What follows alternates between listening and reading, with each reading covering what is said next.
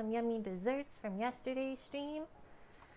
Mish, are you on one because of handball? Give us the update. I need to know what the cake was for. Welcome in, guys. I hope we're all having a good start to the day. Four-time world champions. Did she just say it?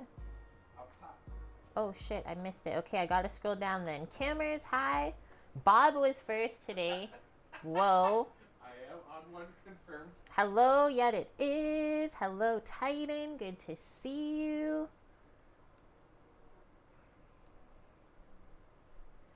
Michael, we're so proud of ourselves today, dude. Usually we get into the dessert because we can't wait. It'll look so good.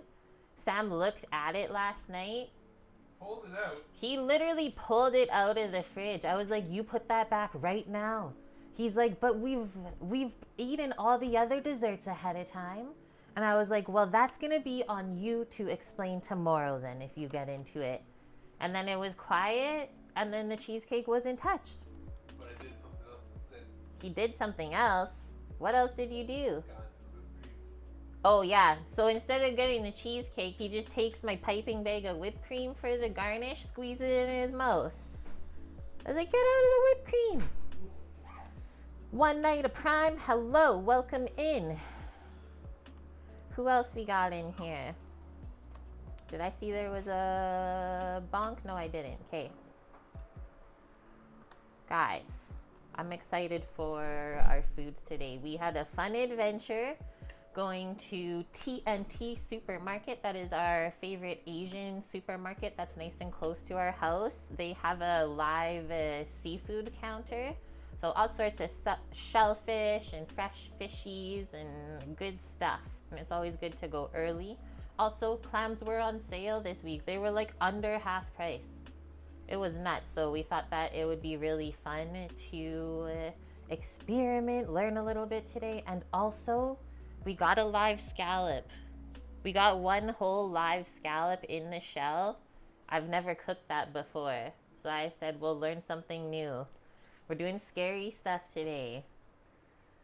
We got a pet, yeah. So the clams are live. The scallops are live. They're in here. You can probably see them. So they're in the strainer, covered with a damp towel. And then we made a bunch of ice this morning and covered it in ice. And that's like the best way to keep seafood in the fridge when it's live like that. We don't really want to dunk it into tap water because it's not ocean water, right?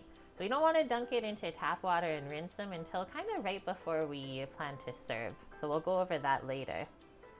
Don't cook the pets. Yeah, the scallop was $1.50 off. I think it was $4.50, something like that. $4.50 for one live scallop. And then to go with our steamed shellfish today, we are gonna make a Italian pastina soup. Very, very simple. This is probably one of the most simple soups, and honestly where like Lipton got its idea for its chicken noodle soup in the package dried. It's literally just a yummy vegetable broth with some small pasta noodles that are easy to eat. That's it. A little bit of fresh herbs in there, maybe some Parmesan on top. So I thought that would be yummy with the clams because I usually like to make spaghetti alla vongole with clams, so it's just mixed with spaghetti that way, but we're gonna have it separate, kind of served like a family meal today.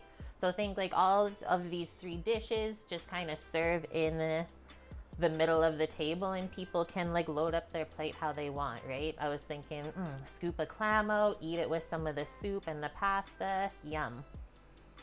And then for health purposes, spicy Parmesan, green beans, and there's kale in there too. I just couldn't fit it on this menu that I typed up on the scene. Crooks, you still make the Lipton soup to this day? I honestly always have a small pack of those sachets in the pantry, just in case we ever get sick. And like sometimes that's the only thing that you can get down. We haven't needed it. We've gotten away without needing it, so maybe I won't have to keep it in the pantry anymore. But that is like so nostalgic, I guess we can say. Okay, so that's that.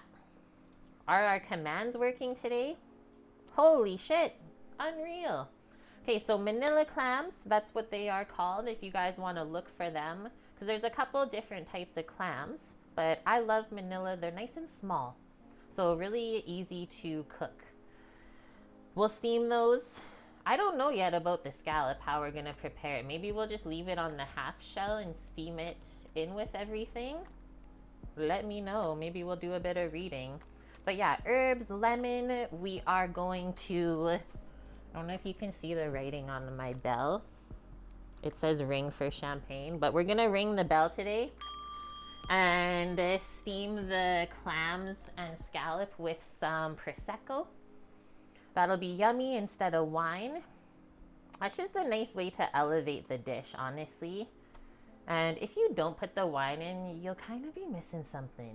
And if you're also not like a person that drinks alcohol, the wine alcohol will be cooked out by the time you serve the dish. So don't worry about that part either. Ring the bell for Samo. Why are you guys creeping over here? Bob, why are you putting crack in there? You need me to turn that command off right now? Don't make me. I feel like if I turn off the command, it will jinx us and then we'll get a crack. Straight up. I'm scared. He's always creeping. Okay, let's make a little list or rule. And then I think first, before we start anything, we will get into the cheesecake. And that way I can organize the fridge a little bit too. What's everyone else cooking and eating up today? It's Sunday. I hope you have something good on the docket. Clams. We need a command for that. Okay, so first things first. What do we want to do? Probably prep the veggies first for the veggie dish. So the green beans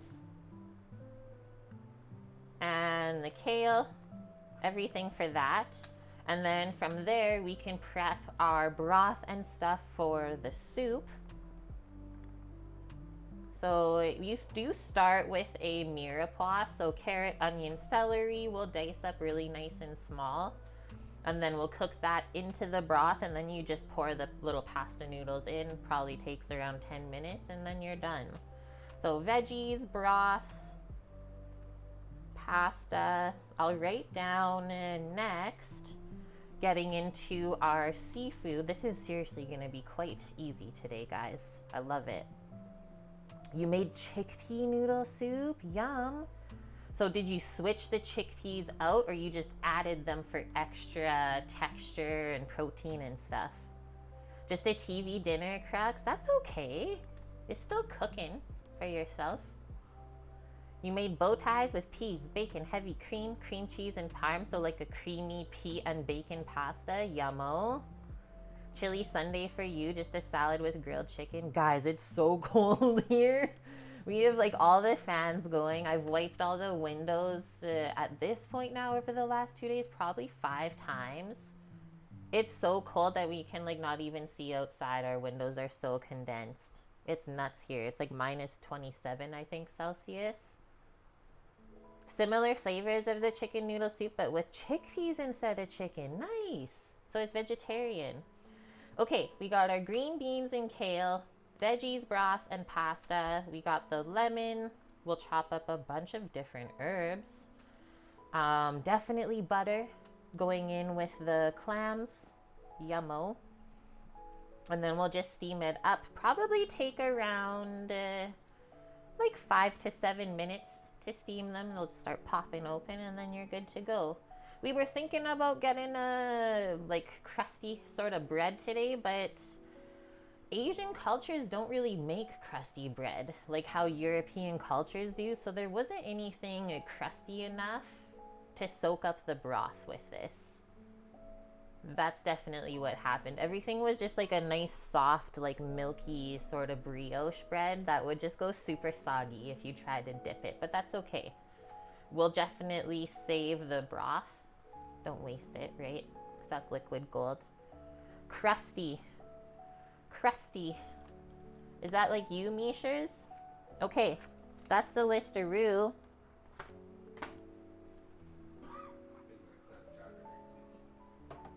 Sam says maybe we'll make clam chowder next week. Mmm, with the broth. Save the broth, and we have lobster stock in there. Oh, right. We all Maybe. gotta make a piece of salmon.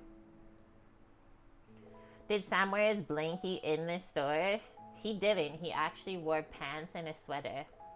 It's funny because his mom asked him the same thing this morning. She's like, don't do that. Because she's like from Germany, right? So Europeans don't go out in their pajamas, people. Here, though, different story. And Bob's just actually Sam's mom. Okay, cheesecake time. We gotta get it out of the mold. We have a couple garnishy things to put. Also, forgot to show you guys this. I got this when I filmed the YouTube video for the supermarket where we got everything. I stumbled into, you can tell it's not like North American Oreo, but this is Oreo. It was a chocolate hazelnut, and I was like, yo, I gotta try these. So that's what the box is. That's literally all it is. Was there English even on it? Okay, there was a bit of English on there. So mini sandwich biscuits, chocolate hazelnut flavor.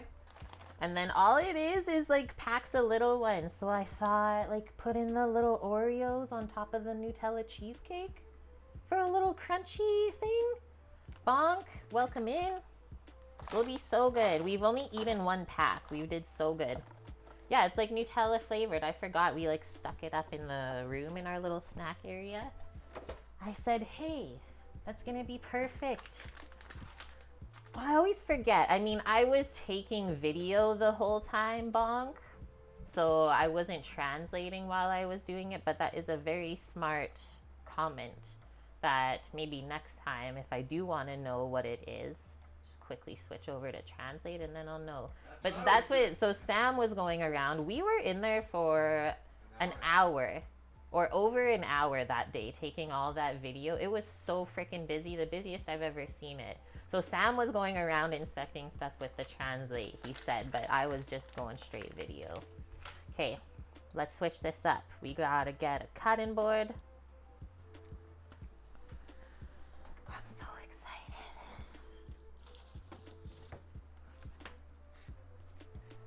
Okay, there's a little bit of like condensation here. I don't want it to fall. Oh no! On the cheesecake. Get out of there. Oh no, it still did. It'll be okay. But that's how it's looking. Before we open this up, we gotta run a knife around.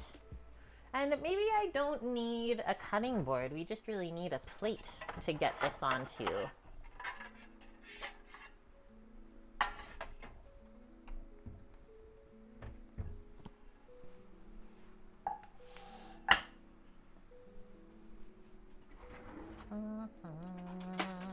I'm really just gonna use a butter knife. Just a nice smooth surface.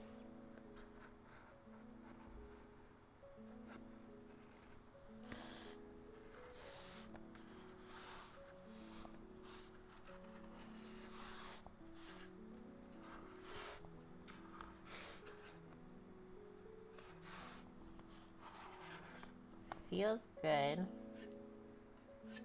There's like, as I was running my knife around, there's a little bit of like metallic, I can tell from around the edge. So we'll see how it looks. I don't love that. We have been looking into getting another springform. I think this one has finally bit the dust. That might be it. So now we can safely press this side open. Can we pull this up? Pull that up. It feels really nice and firm, if you guys were wondering.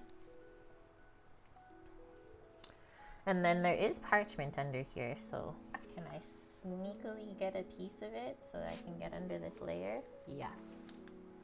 Came off nice and clean, hey? If you guys want to like see how this side is.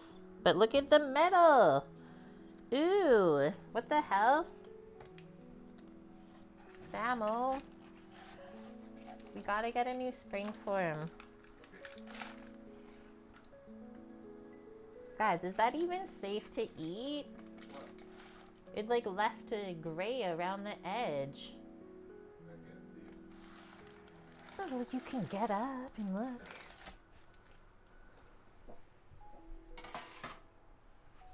Okay, now the moment of truth, because usually I like to take the parchment off of the bottom layer of crust. Look at it. Yeah, just cut that off. I'll just cut it around the edge. Yeah. Okay, the crust is holding together, guys. Doesn't get washed. Put it right into the garbage. The spring form's going into the garbage can.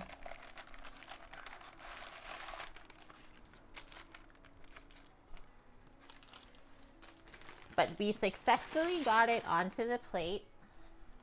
All I'm gonna do, good thing I'm like a good baker, is I'm gonna just take my bench scraper, guys, and go with a swipe around, and hopefully that'll take that layer off.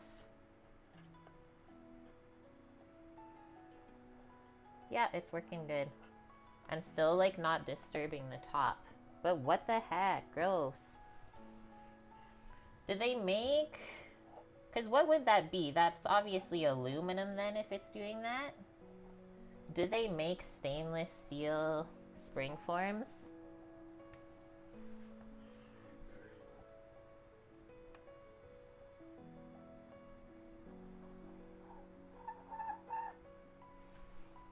Lessons were learned on this day. And that's okay, guys.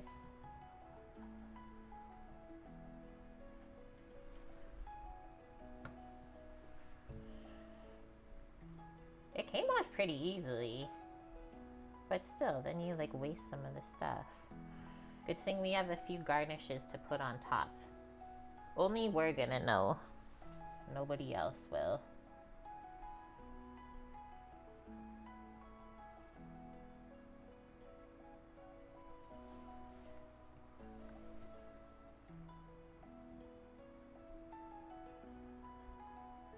Okay. Professional fixer. It wasn't that much. That was like maybe a third of a cup that I took off, but still. We don't like to waste food if we don't have to.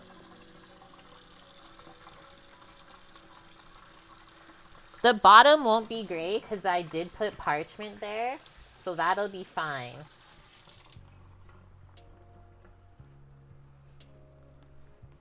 On the 30th, how the heck?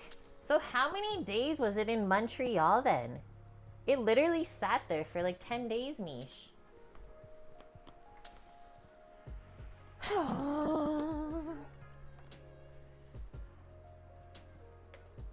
See how that whipped cream is. Okay, we got our Oreos, cream. So if we have these, do we need more Nutella on top then? Yes. Sam said just yes. We can do a dollop. One Nutella dollop. I think I have an idea of what I want to do. Is how many pieces are we gonna cut this into? 8? I think 8. So I was gonna squirt like 8 whipped cream little dollops, put a little bit of Nutella on top of the whipped cream, and then stick the Oreo into it. There are stainless steel ones, okay. Because aluminum ones, let it be known, they're shite. I'm just gonna test this, guys, in the sink before I squeeze it, because there's a little bit of liquid down here.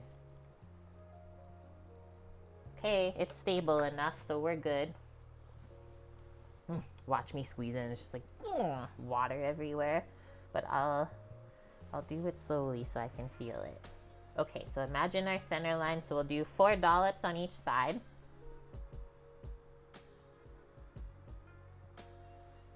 That wasn't that good, but we can add to it after. I just don't want to run out. 1, 2, 3. We'll fix up the first one still.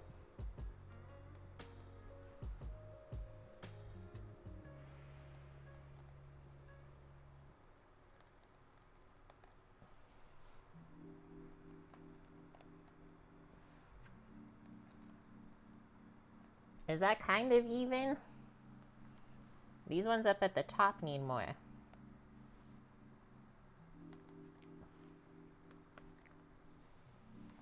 Sure. We're getting there. I gotta rinse my hands.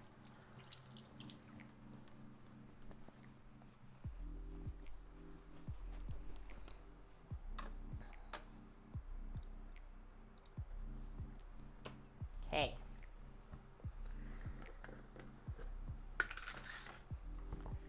I think I got a little spoon that'll be perfect for this.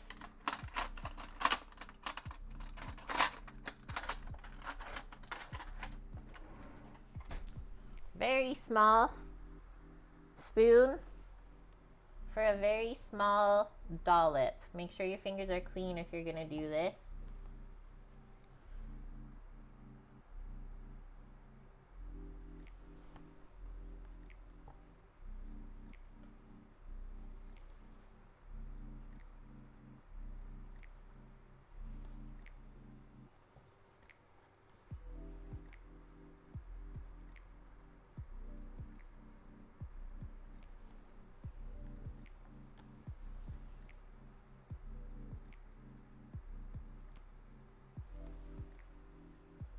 It's gonna be like a $12 slice of cheesecake by the time we're done, guys. I'm kind of loving this right now. Oh, that was a big one.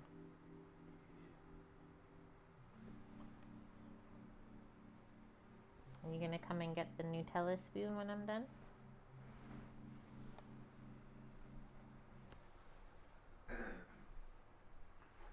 Spring forms are ordered. Thanks, dearly. No, you can have the dessert. You're just the spoon cleaner right now.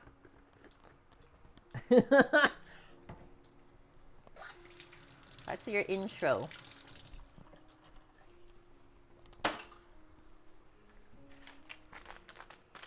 Is there gonna be 10 cookies in these packs? What are we gonna get? Or a perfect 8? Or is it only 6?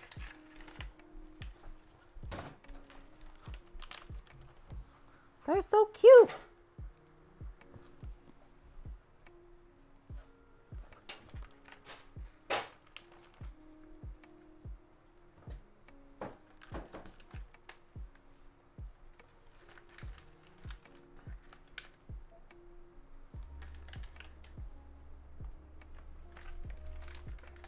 What? We're one short? That's BS. 7 pieces? What are they trying to do to me? What are they trying to do to me? I don't want to open a whole other bag. Okay, now you get to cut it.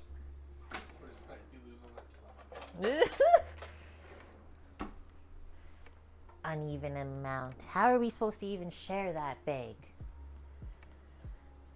Okay, I don't know how this is gonna cut. I kind of just winged it. It looks pretty good. We're going in with a serrated knife. We got a chocolate chip cookie crust.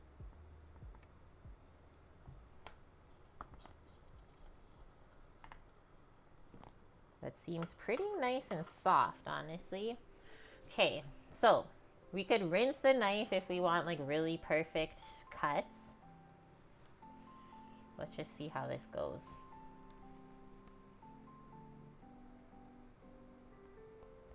I'm gonna start more on this end.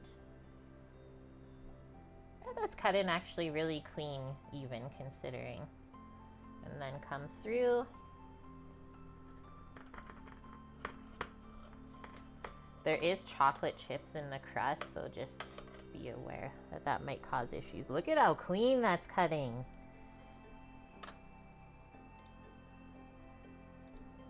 I just snooze the ads, guys, for a bit while we do this. I know they can get a bit annoying.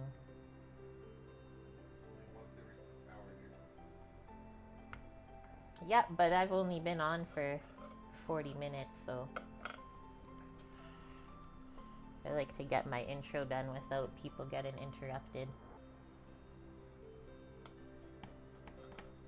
Holy, that one cuts so clean. Guys, this is gonna be amazing. This one is so off center. This is like the ugly side right here. These two pieces. It was like meant to be. Kind of like how hot dogs come in packs of 8. Right.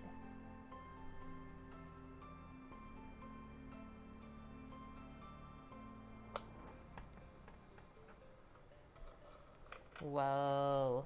We gotta leave that for someone to clean though.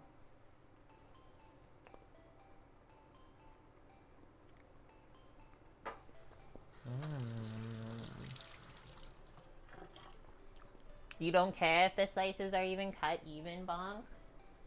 Okay, so I should take a photo of this. Can I have your phone, Samuel, so I don't have to mess mine all up? Yep. Please? I'll get a couple plates, guys. Put this on so you can see the cross section.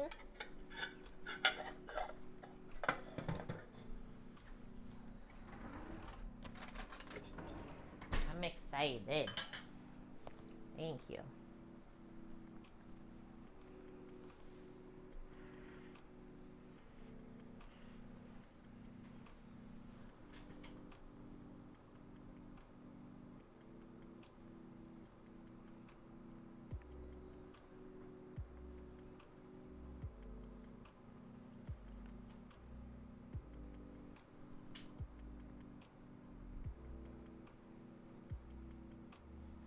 That works. It's the best we got. You'll be right over? Come on over. That's yours? This one? Yep. I need a pie server.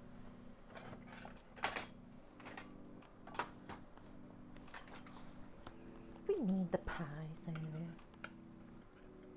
He's taking the non-Oreo one first.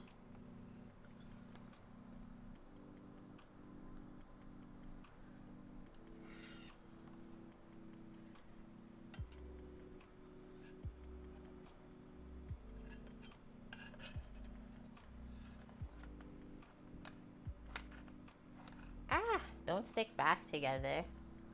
That's beautiful though.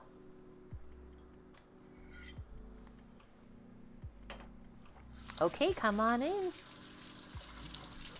going to sit down? Okay. Guys, he does not want to be in here. He's running away. Thank you. You're welcome. Okay. Switch this up for a sec. Now take a pic of the individual slice. Oh, you are right, aren't you? You already took it away though.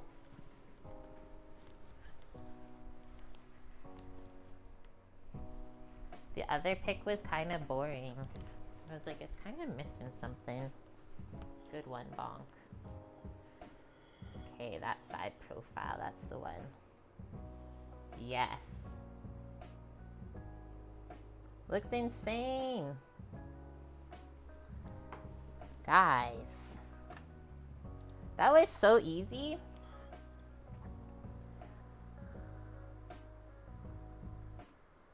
Imagine this kind of frozen. Whoa.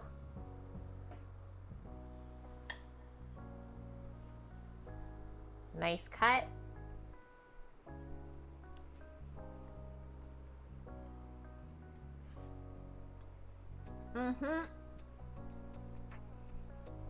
I love the chocolate chips in the crust. It's like a little burst of chocolate. But the crust itself has like a nice chocolate chip cookie flavor and texture. It lets you taste more of the Nutella, I feel.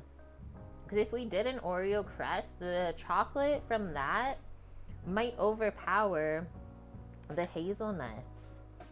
Okay, a little bit of like cream on there.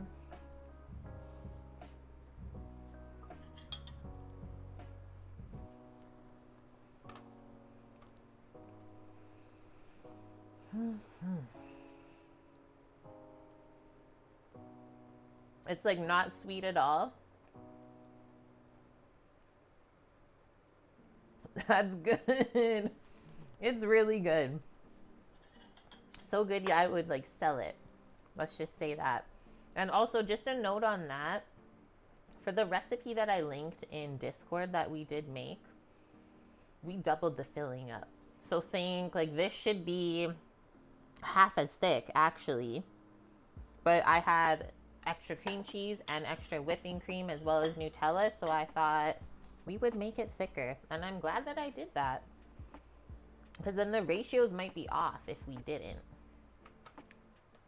Okay, thank you very much, Michael, for bringing this into our lives. I am so excited I get to eat that for the next 3 days. That's almost gonna last us to Friday. 3 pieces each or 4 pieces each. It's deadly. A little bit of weight to this plate. So now we gotta wrap it up and stick it back into the fridge. And then we can get into the stuff that we're making today. Not too chocolatey. Not too much of anything, really. You don't really taste the cream cheese at all. It's so nice and light. That's a pass.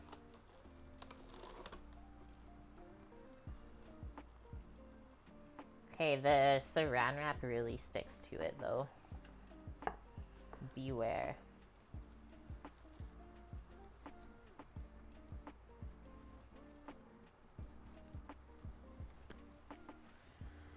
Beware. It really sticks to the cheesecake filling. But luckily it's just for us, so I don't care too much.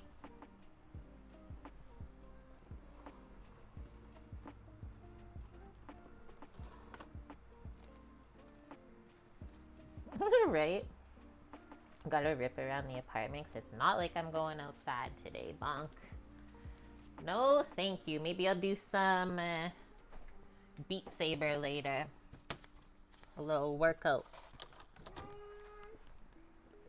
Samo already did his this morning.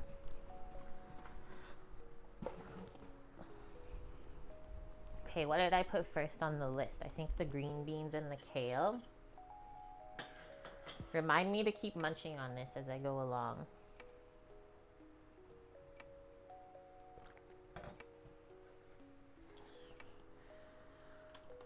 Green beans and kale. And then if we take a peek at this recipe real quick.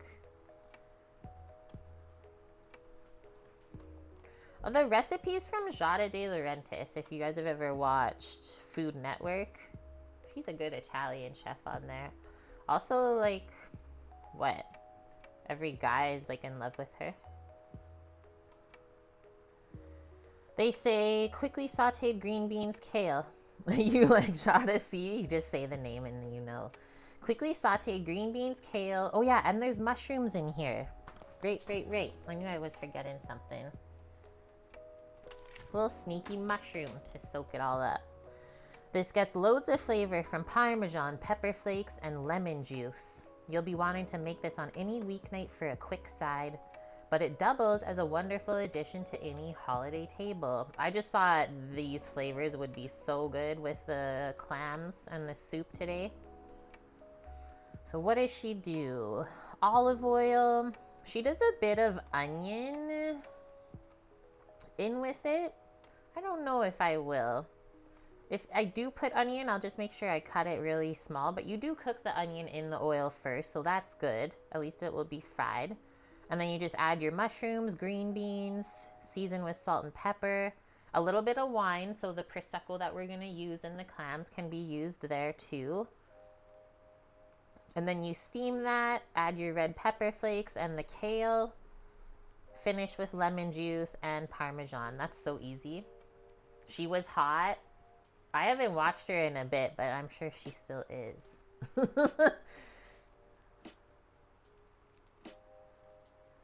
Okay, so that is so freaking easy. So as long as we get most of the stuff prepped when it comes to later, because we have a lot of stuff on the stove top, at least it will be easy because everything comes together really quick today. All right, I'm gonna get a couple of containers to put this stuff in. So onion stuff, we'll get stuff for the mushrooms, and then the green beans and the kale can just go in a big bowl, I think. Switch this up. How you think of it? It's rich. There's like this much left of it though, but it's rich. Give you Nigella over Jada any day. I freaking love Nigella. She's so good. Okay, Samo used a mushroom yesterday in ramen. And he said we gotta peel the mushroom, guys, because it's so big and the skin was really thick. So I said, okay. Green beans, kale, we got some lemon. Our... Oh, shit. How come this isn't opening? Ah! Guys, the carrot booby trapped my produce drawer and I can't open it.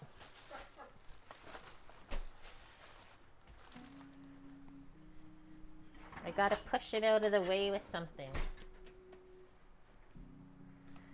Sam says no way on Nigella. No, Yana's way better. Okay, success. I'm gonna just take that carrot out because I know that we need it for the soup anyways. You dang carrot. Okay, this is all of our stuff. Kale.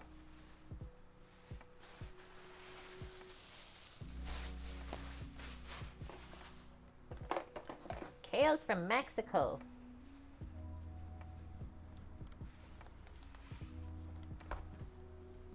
Where's the beans from? Ontario? The beans are from Ontario. Shit. Where's the mushrooms from? BC. This is not bad, Sam.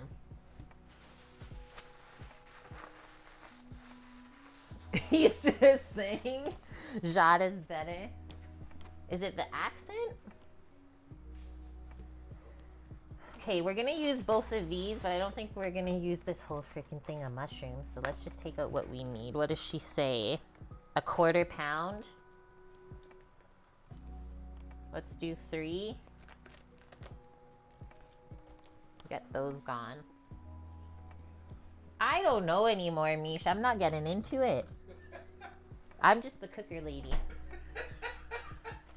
Okay, I'm gonna do the onion first. Just a general demeanor. This is our little onion chunker. It'll go in this cup. We'll dice it really nice and fine. So we kind of make a sauce then. This gets a little bit saucy with the onion, the oil, some lemon.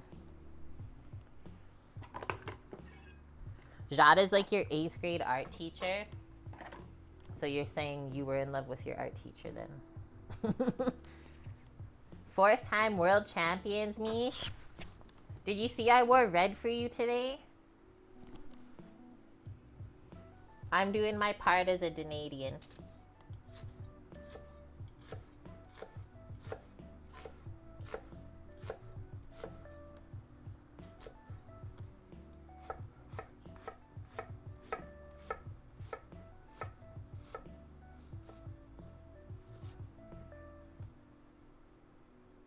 You just so happen to be wearing red too, Bonk? Nice. Okay, that's that. That'll get fried up in some olive oil. Yummo. Or really whatever fat you want to use, but usually Italian food you use olive oil. Put that over by the cooking area. Is there garlic in here? There's no garlic in here, which is actually okay because I was planning to really garlic up the seafood part of the day. Works for me. All right, next one. See how much dirt is on here right now? I'm just gonna go peel that over the sink. I don't like when the dirt goes on the cutting board. So that's what I'm doing.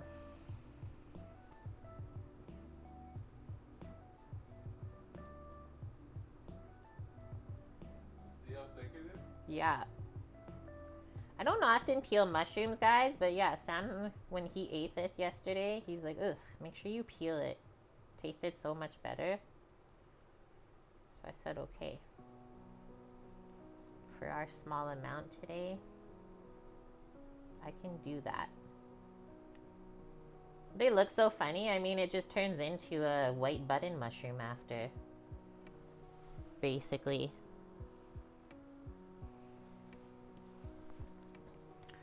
Look at how big this is for a cremini.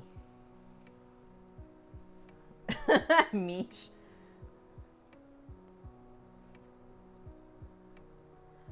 Mary, you just woke up? Lucky duck. Hope you had a nice sleep in. We're just getting started with our veggies. But it should be a nice and quick stream today for a Sunday.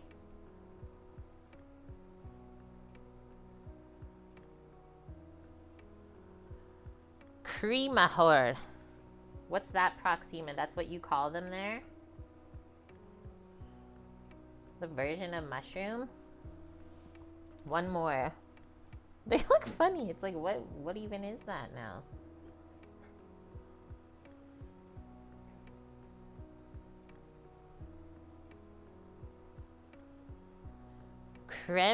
Cremajor? Usually the J turns into an H, Mish.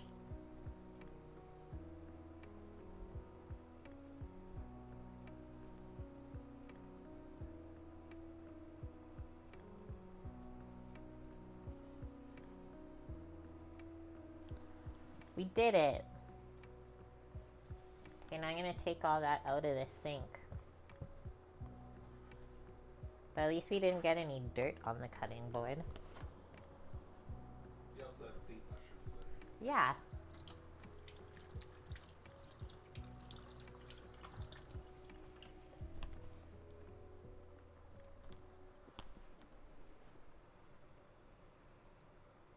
I'm going to pick the stem out just because it's so big, but we can still use it.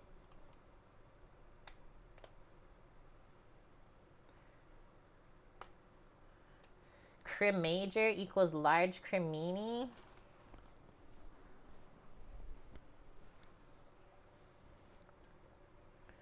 This, I think we'll cut in half this stem and then make like little half moons like that.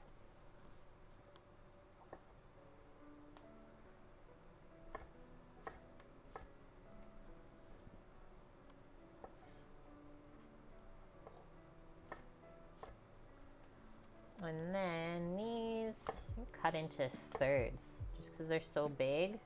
And then we can cut nice like little bite-sized pieces to fry up.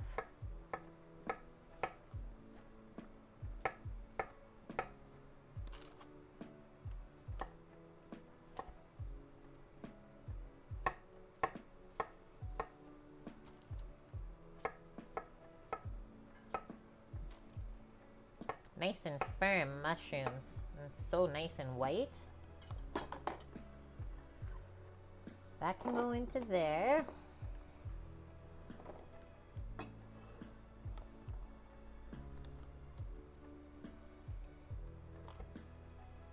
Who in here has cooked clams before?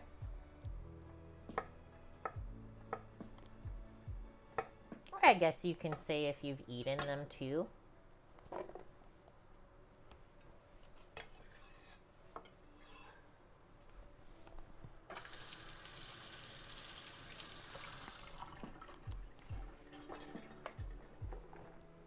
That can go to the side.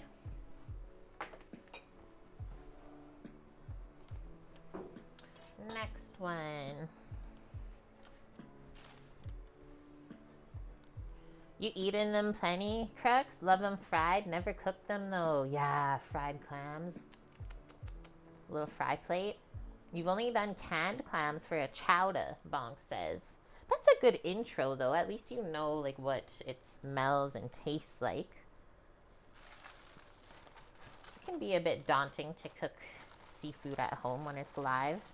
Okay, the beans. This is so much beans. Holy shit. I think the person who had clams is you. I'm pretty sure this is like 2 pounds of beans, guys. So quite a bit. Do you want me to use this all, or we're gonna eat some this week? Maybe with our salmon. Okay, I'm gonna use half of these around. They're really, really nice. I'll feed them fresh tomorrow. Yeah.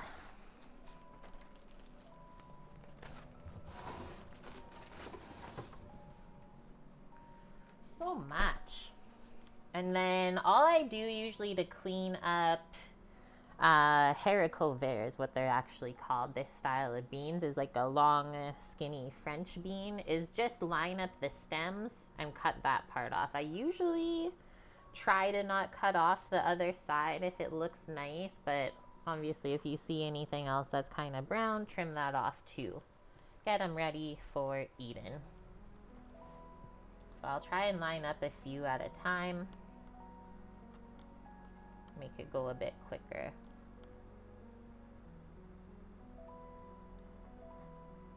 You've had clam chowder, but not just clams on their own. I don't really know their nutrition value compared to maybe something that we eat more frequently, like chicken. I've never looked it up. But I always feel really good when I eat them. And it's definitely something we miss from being able to pick up when we lived on the coast.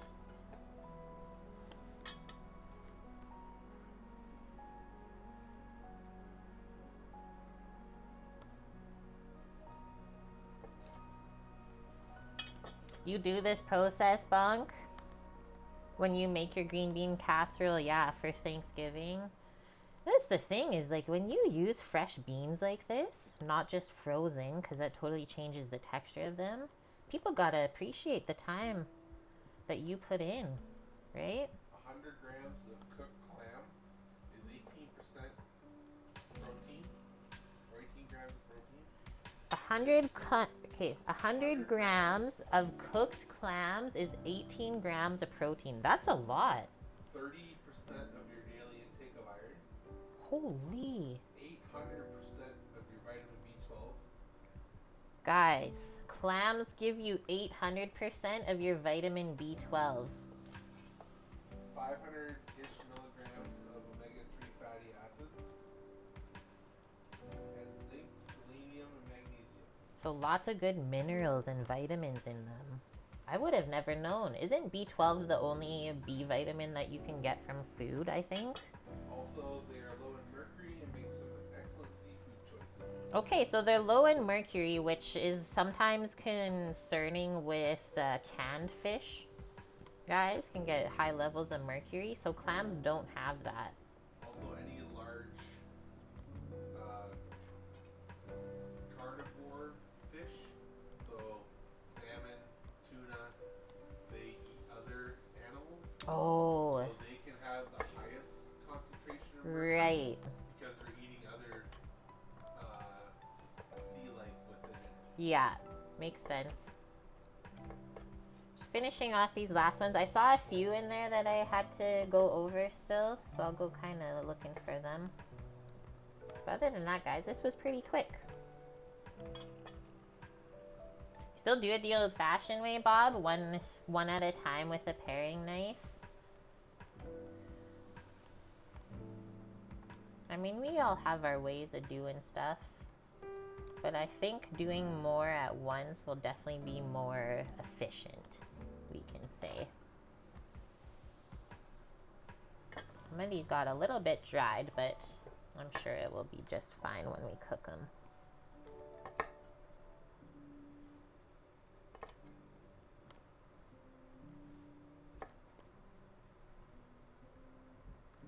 I think that's all of them. Okay.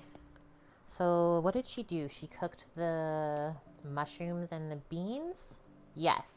So we can put the beans in with the mushrooms. Octopus is also really high in B12, if you remember. So we shouldn't pass up seafood then, is what we're saying. But just like everything we always say, is like It's good to have everything in moderation, right?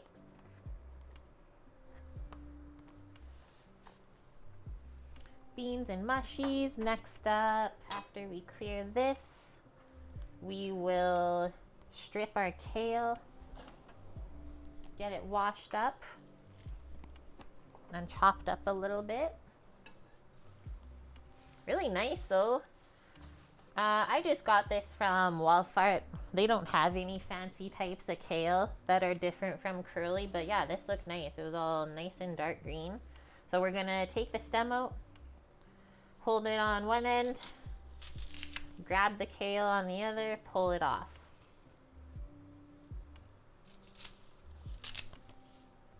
This is called zipping.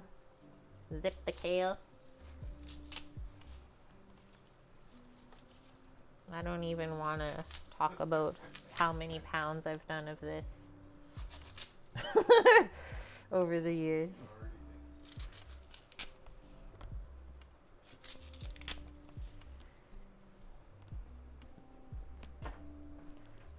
Okay. How do I want to wash this up? I think just in a bowl.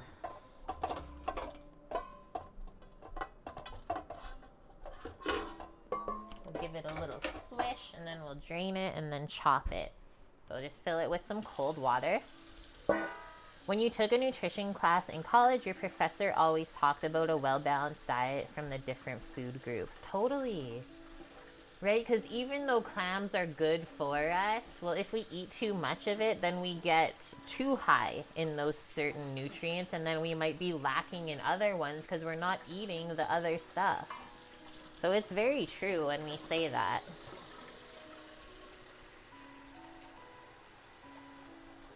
Have a sip of water while I do this.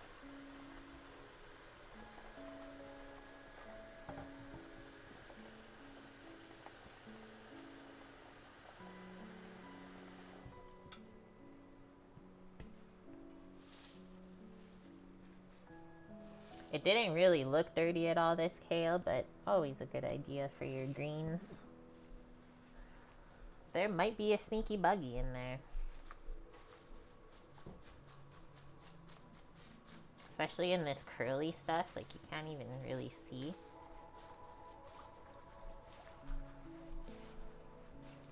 Oh, massagey.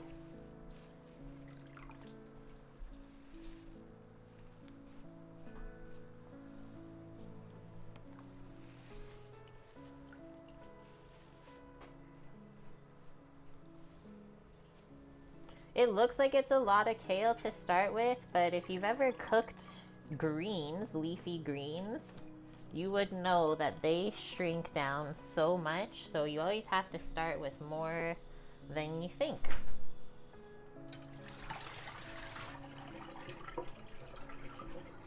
Just gonna give that a little wipe so it's not super wet. And rinse it out.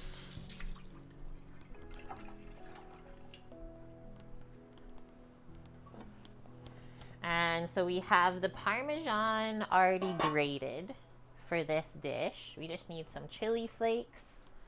We got the lemon here to squeeze for the lemon juice, so that's good. Just some olive oil, I think.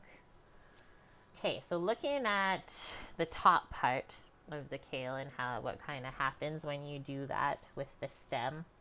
You can see that it's holding together there. So usually I try to stack those parts up together.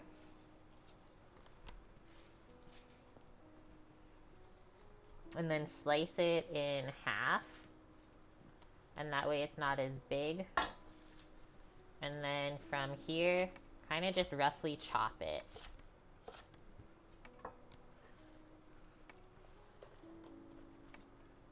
You don't want it too small of pieces because then it will really wilt to nothing. Kind of watch for stuff like that. It's browned. I haven't eaten kale like this in quite a long time.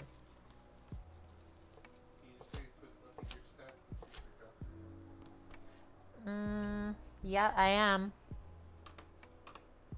It's not good today. It's 7.8%. Guys, the internet's shite right now. I don't know why. I'm sorry.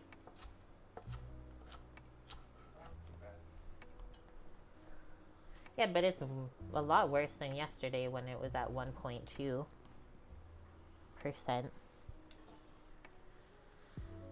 Blame Barbarino. That's all we can really do, Mish. After a year of having it, Mish, it feels good.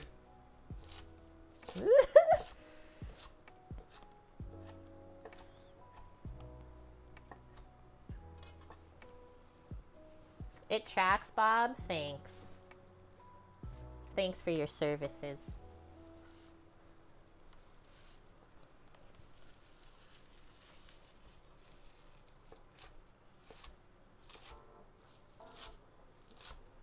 Bunch it up.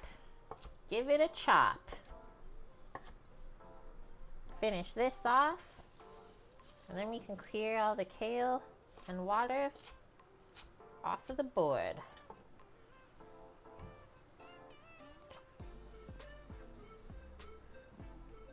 Boom.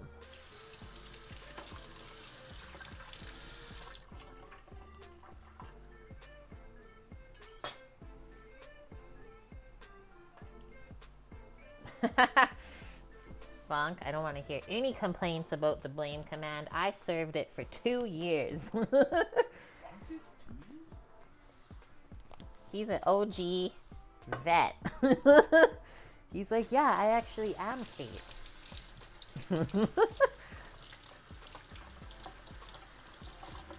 Right? Yet it is. It's okay, Kate. It's almost more rare for internet to be working than not to be working in my experience, right? Here, yes. On the island, I never had a single internet issue. I know that. I think that's what bugs us about it so much, guys, is that when we literally lived on an island, we had so much better internet than what we do now on the mainland in Canada. Just makes you scratch your head a little bit. Maybe even a lot. Okay, kale, green beans, mushrooms, onion. We got our lemon. I'm just going to cut this in half because it's quite large. Okay, well, your two choices are carry on streaming the way you are, or I pause the stream, fix it, go back on. Well, keeps on going up. I'm looking at this. Okay. See how It just went up to 26%.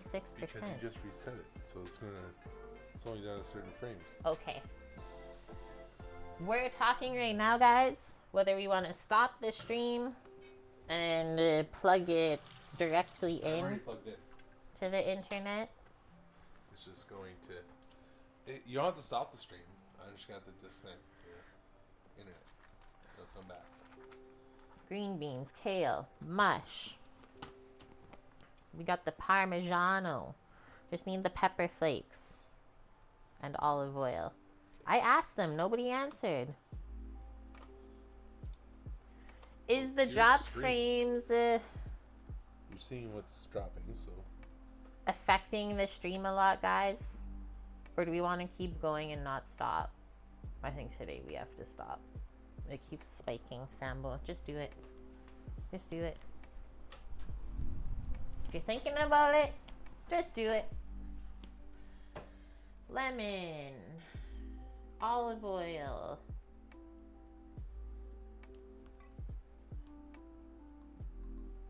Chill.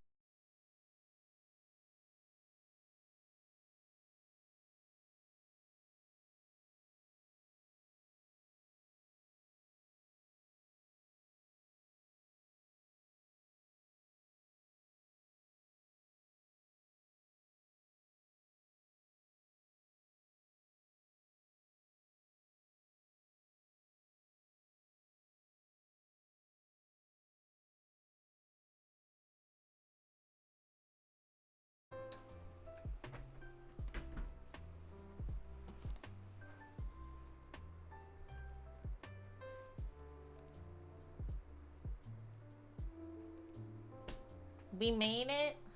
We're back. Welcome back.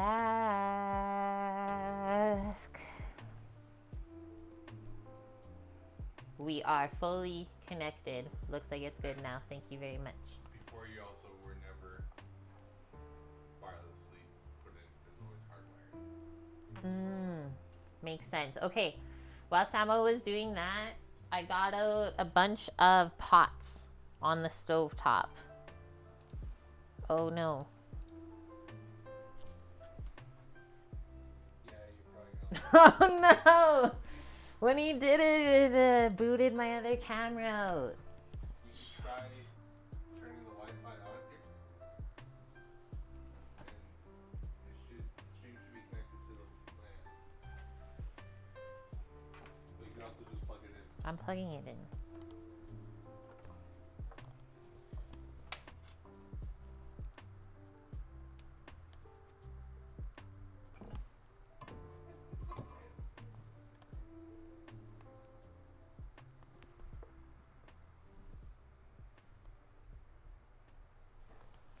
What the shit? Now it's on the clock screen on my phone.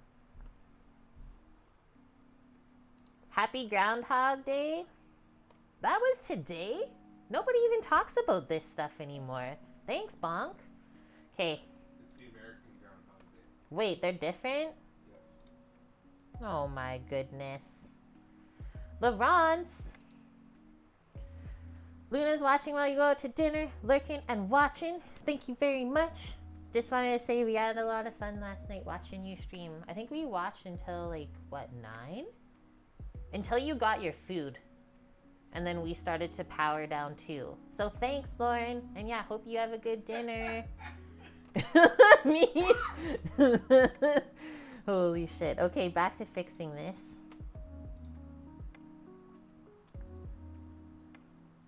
I'm just gonna do a fake. I'm gonna deke it out. No, it looked like it deked me out. One moment.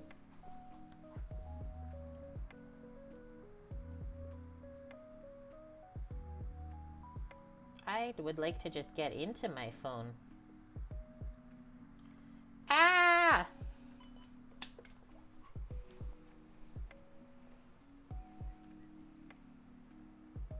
No one said that it would mess the cameras up. I think I would have chose otherwise if I knew that.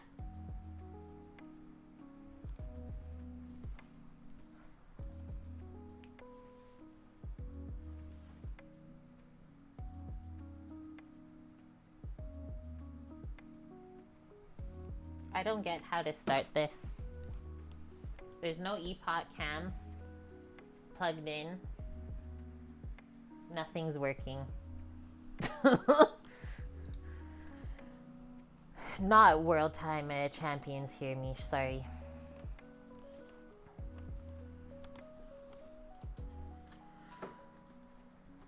Okay, well that was just to show you guys the pots on the stove anyway, so I'm gonna carry on.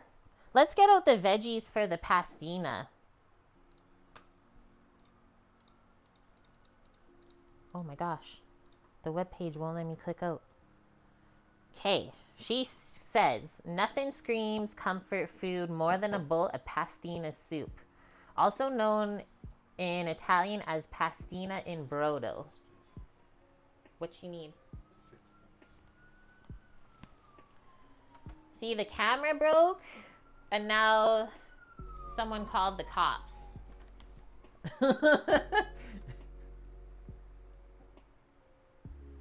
So when you choose iPhone, it chooses the screen share option.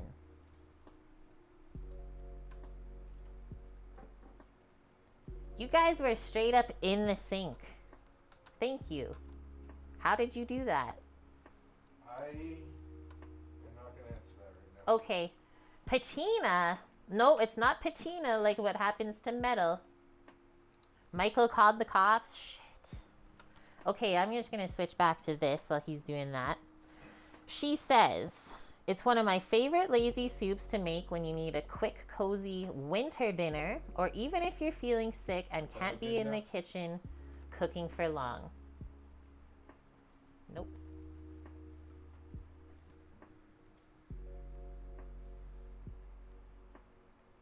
just close the screen.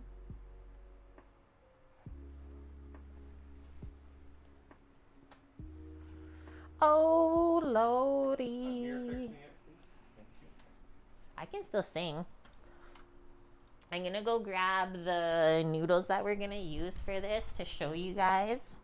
Cause it's like a delicate soup, let's say. You really wanna choose a small pasta shape. So I'm using what's called ditalini because I had it extra in my pantry. But I see that in the recipe I linked, she uses like a star shape.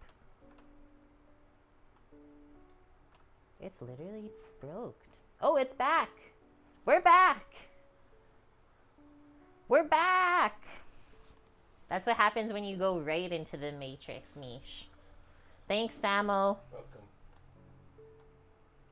Don't even. We're gonna just deal with that later when it's time to cook.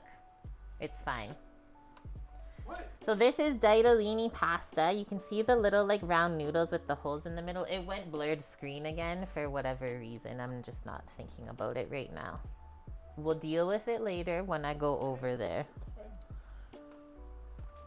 She says the best part about this soup is you only need a handful of basic ingredients and 25 minutes to make it. It's healthy and nutritious and also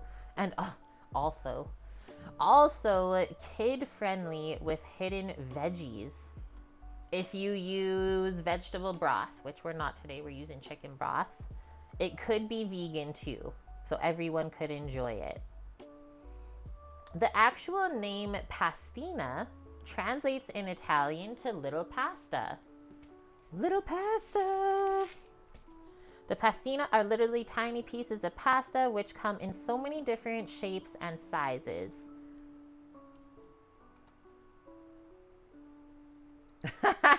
You were worried we're gonna have to use our imagination concerning the soup pot? We would be worried about some people, that's for sure.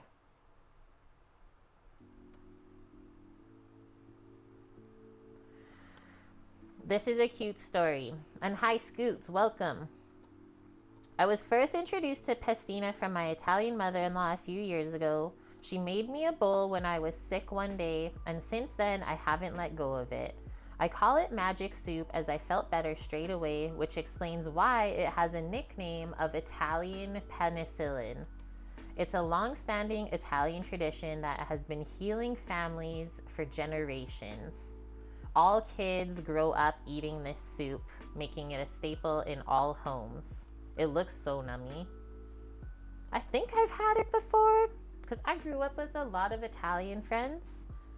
And like often I would sleep over at their house on the weekend, and then their mom, my friend's mom, would always make us such a good breakfast or lunch even, whatever time we woke up.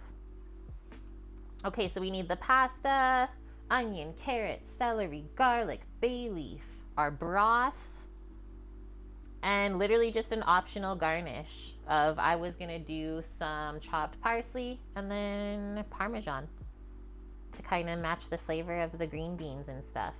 So pasta is here. We need how much? I gotta scroll down to this actual recipe. 1 cup of pastina and then 6 cups of veggie broth. What does this make? 4 portions? We only want 2, right, Samuel? Yeah. Just want enough for today, that's it. Okay, so we're just gonna half this recipe. So half a cup of pasta is what we'll need. I'll just put that over here for now. And then we will chop up some more onion. We'll get out our carrot, celery, and garlic and get those ones done. It's a veggie day. Big old carrot. We got that from a produce market that we went to check out this week. Samo picked that. I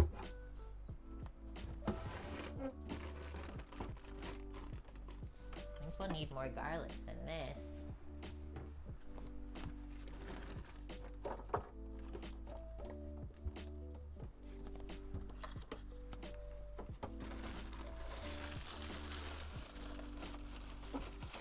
onions.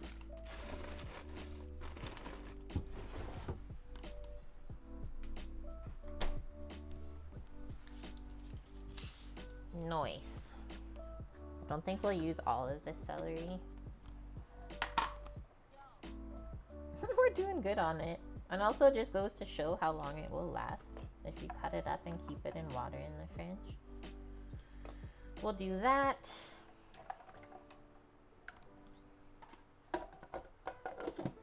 That is a massive carrot. Do you remember how much that cost, Samuel?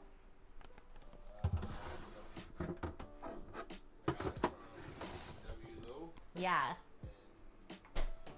Maybe I'll be able to check the price off of the video. Oh yeah, maybe. I'm just trimming the edges where it got a little bit bunged up. I don't know what else to say. Got a little bit bunged up. So all of our veggies for the soup will be cut nice and fine. Kind of to match the size of the pasta, let's say. Oh yeah, we already did the cheesecake, Mary. Thanks for the reminder, actually. It's so good. It's really good. I'm gonna have another bite.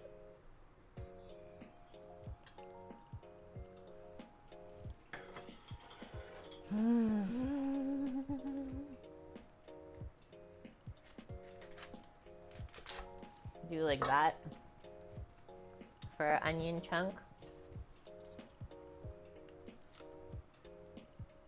The cheesecake is light and airy. Sam said it was really rich, but I don't really feel that. It's not like as heavy and dense and cheesy as a baked cheesecake. And then we're not gonna need all this either. Probably like that to peel. And then our garlics.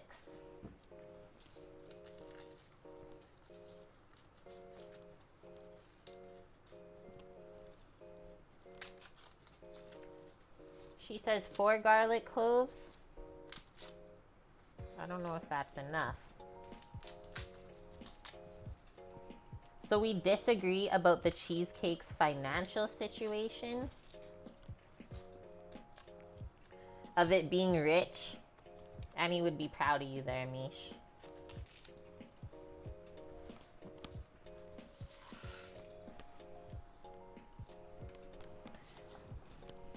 Is it worth setting up overnight? 100%. It cut so easily. I was really impressed. Okay, I'm gonna put this. I always like to wrap my onion, otherwise they like stink up the fridge. Yeah, you'll get the best results if it sits overnight. And we're also really proud of ourselves that we didn't get into it last night. Because, like, we could have, but we didn't. We behaved for once in our life. You're trying to bring Annette here? He's probably not going to be around for, like, at least another month or two, Mish. But he's been doing good. Samo talks to him. They play games together, Factorio, so that's how I know he's alive still. Okay, let's smash these up. Then we'll peel the carrot. The onion, celery, carrot can go together, but we'll leave the garlic separate.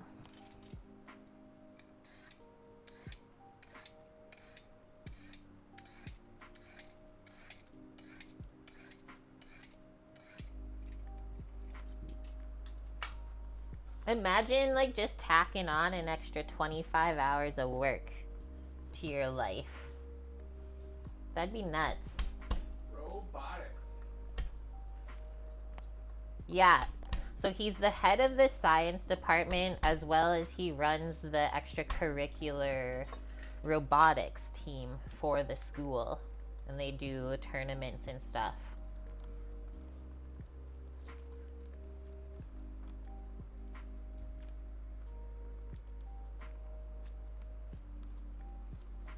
I think Torino's in my phone today, guys. He's over there. That's what I'm feeling. He knows what day it is. Yeah. We love him. I'm never alone in here. This is huge, that garlic clove. I mean, compared to this other one. Size doesn't matter, though.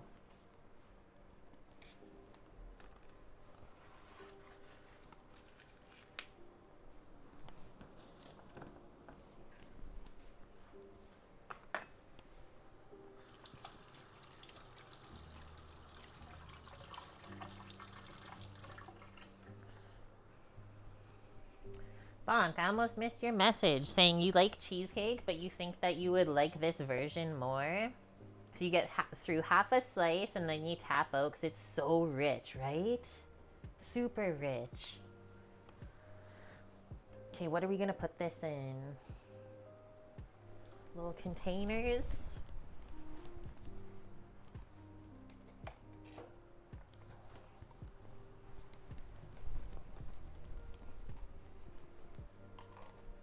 For the garlic, and this is for the other stuff. So try to cut everything around the same size.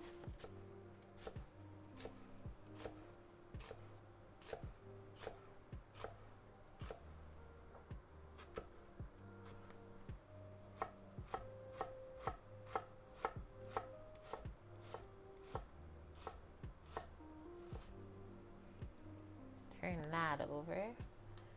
One slice through.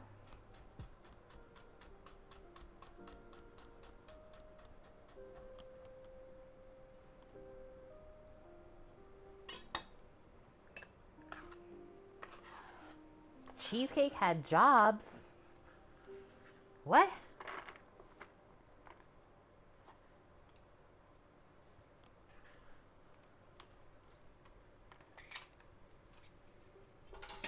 Okay, next one, celeries.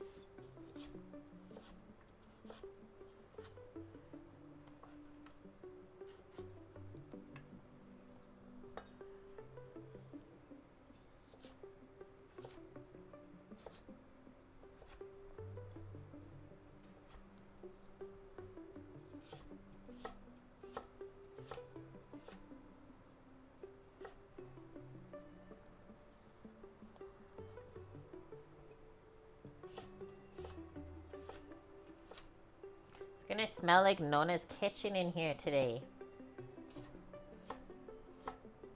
I always say in another life, I think I would be Italian. Maybe I already was once.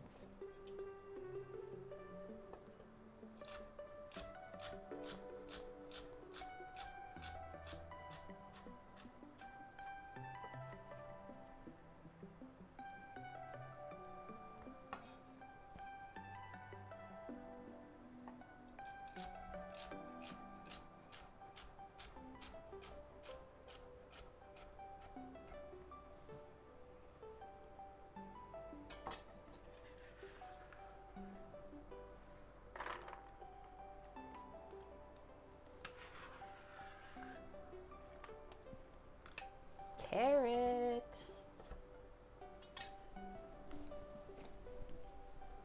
We're gonna do this way.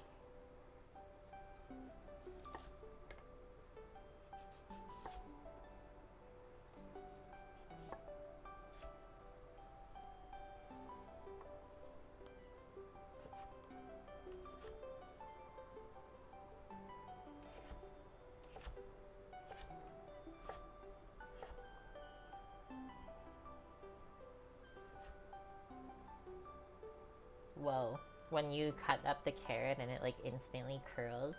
So weird. It always kind of freaks me out.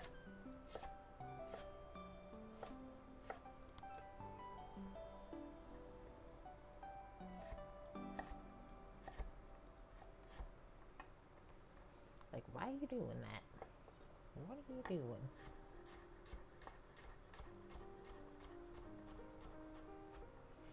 And then obviously if you have a soup as simple as this, really important that all of your veggies are like really good tasting, right? If that's the only flavor you're putting into there.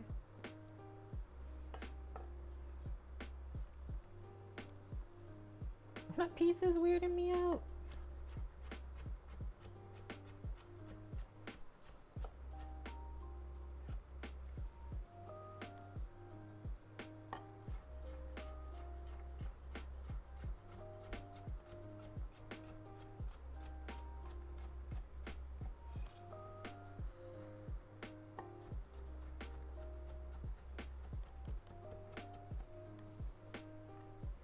Boom. Now we'll get the garlic press out. Got a lot of carrots in here. Gonna be good.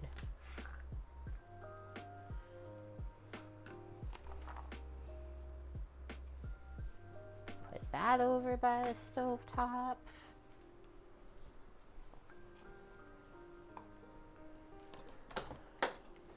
The garlic press is in the dishwasher.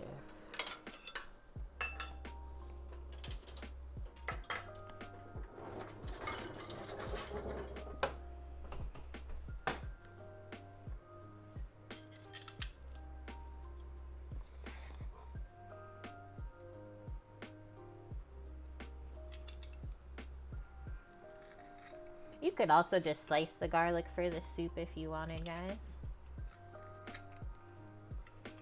I probably shouldn't have put the garlic away because we're gonna need more for the clams.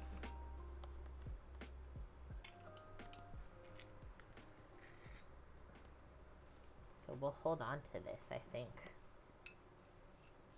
Don't wash it up yet.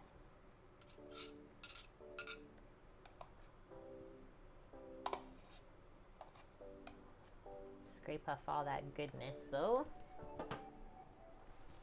Okay, so that's for our soup. And then I think we just need bay leaf.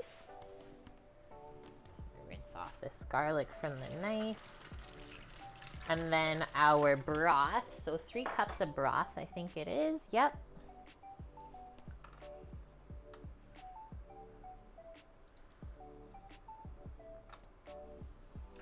The way that she wrote the recipe is like weirding me out a bit. It says 1 cup of your pasta and then 1 brown onion. I think she might mean yellow onion, but from the color of the skin.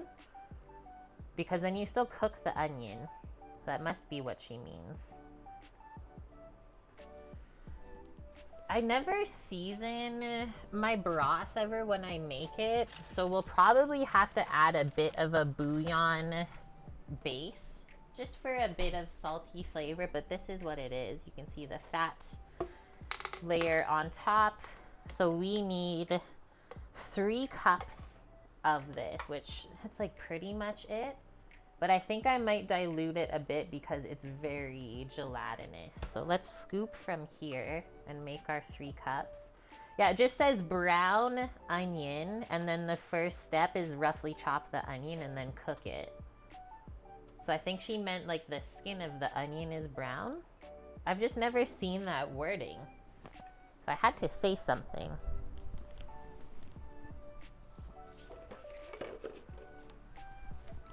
I'm also gonna scoop the fat off of this.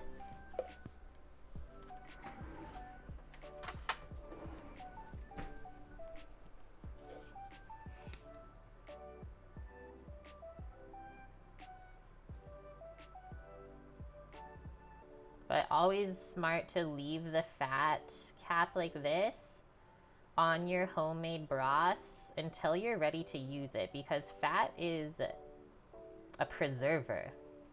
So it kind of seals everything in and doesn't let the oxygen touch the food. That's why a lot of things like duck confit, preserved in fat, cooked in fat.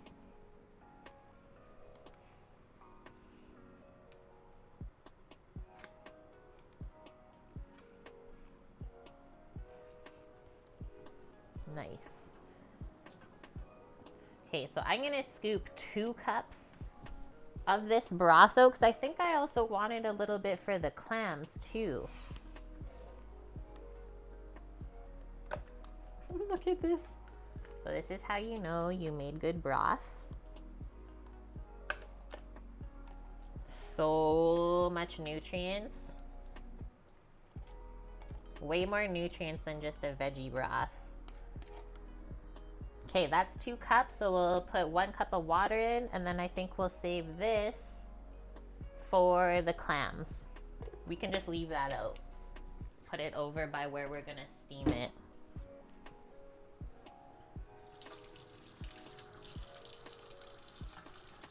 Steeping bay leaves. Interesting stuff, Mary says. Looked for some yesterday. Was gonna put in marinara for lasagna you're gonna make. Could you not find them? I'll go grab it right now. Show you which one I use.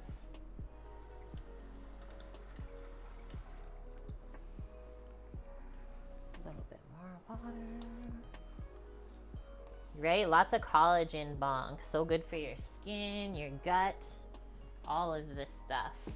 So put that over by the soup pot. And then, yeah, just optional. Oh, nice. Bay leaf. And then she also says Parmesan rind, which I'm pretty sure we have some. We grated up our big thing of parm around like Christmas time when we were doing the catering and stuff. We were doing a bunch of Caesar salad, stuff like that. So this is the parm grated. But then Sam saved the rind. So I think I'll use that big rind to put into the broth as it's coming up. Because holy shit, is that like such a secret burst of flavor. It'll soften, but it won't like break down into it. It gets like kind of rubbery feeling. It's interesting. But yeah, we'll use that up today for sure. And then I'll go grab the bay leaves. Actually, Samo showed me a really cool tattoo. Someone got the like stamp, the Parmigiano Reggiano stamp, just like that, tattooed on them. I was like, okay, that's actually pretty cool. That's commitment right there for cheese. Is someone making popcorn? It's movie day? Right? Parm rind will impart the umami flavor we want, especially if we're making a vegetarian version. But here's our bay leaves. They grow on a big bush. On the only fresh bay leaf bush I've ever been around was like almost twice as tall as me, and then they just kind of landscaped it to grow like a hedge almost. But yeah, bay leaves, so yummy in soups. I hope you can find them, Mary. All right, veggies, broth, and pasta. We got everything for this soup.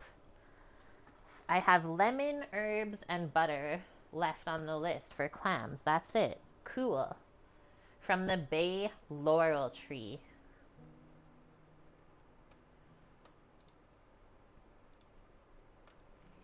Yeah, it's called a laurel. Because when some people try to look for it so that they can grow it at their house, they have a hard time. Also gonna just read this clam recipe. Didn't really read through it yet. Da, da, da. This steamed clams recipe is fresh shellfish cooked with garlic, butter, herbs, and lemon.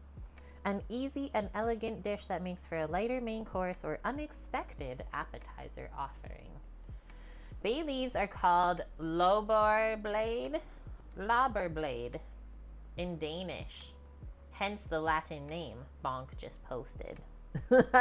I hope I said it so bad that you're really mad at me right now.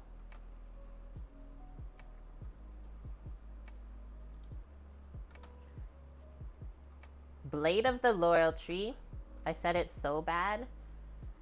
Well, it's not my fault you connect the A and E and then leave us guessing of how to pronounce it.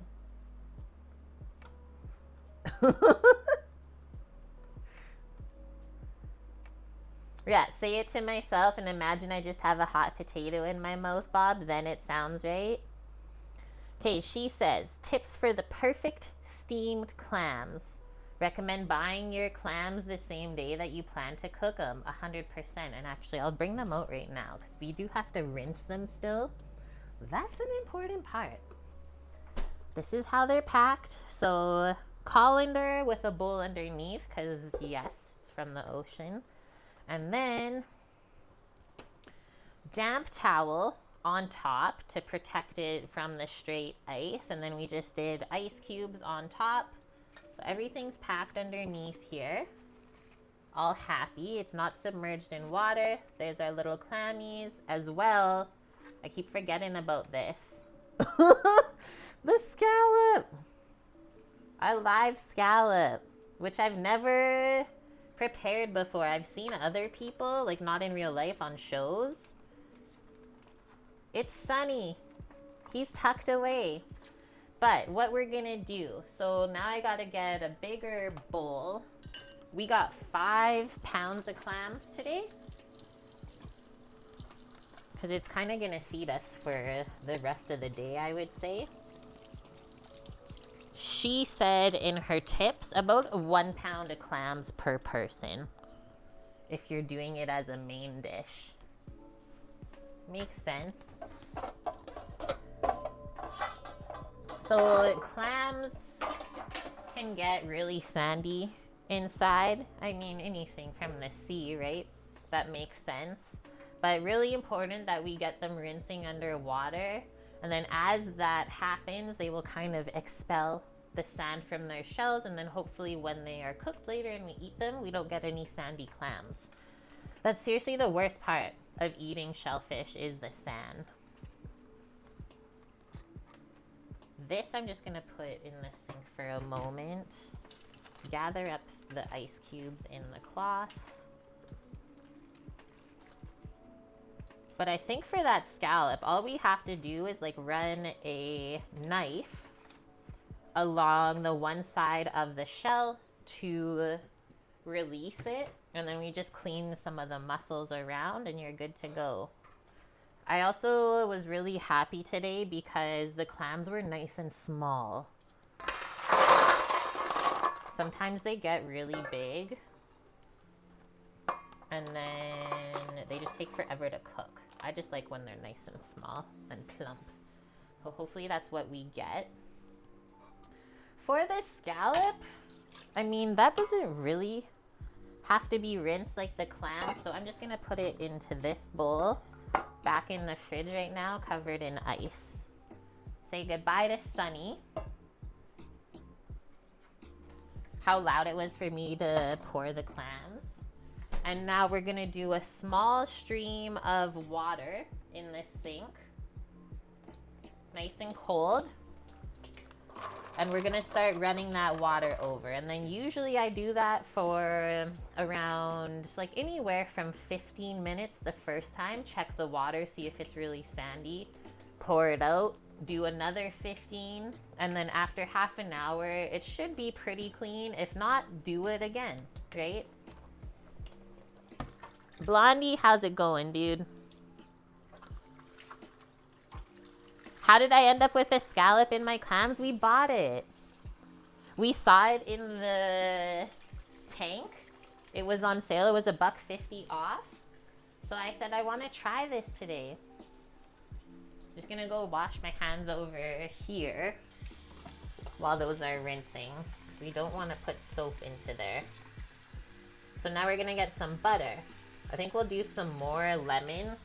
Maybe even zest the lemon for some extra flavor.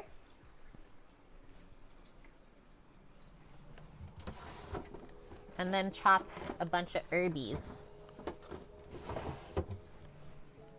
Lemon. That nub of butter should be good.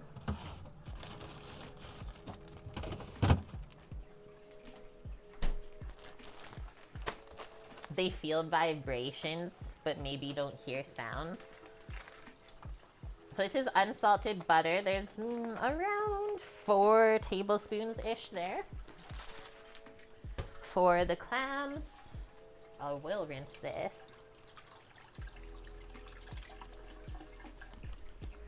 rinse our lemon before we zest it.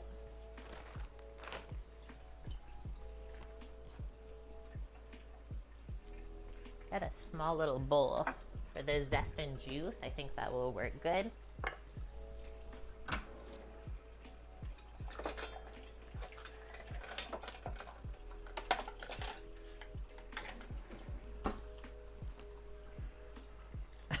Mish.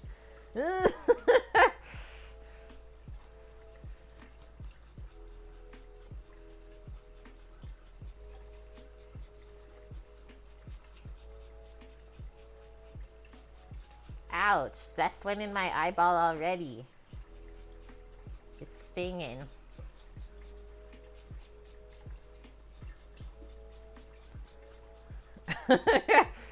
You gotta see Sam's face right now.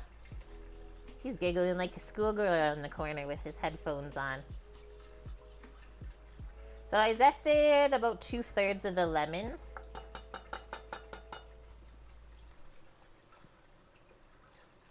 Make sure you get all that goodness out of there. Just wanted to rinse that.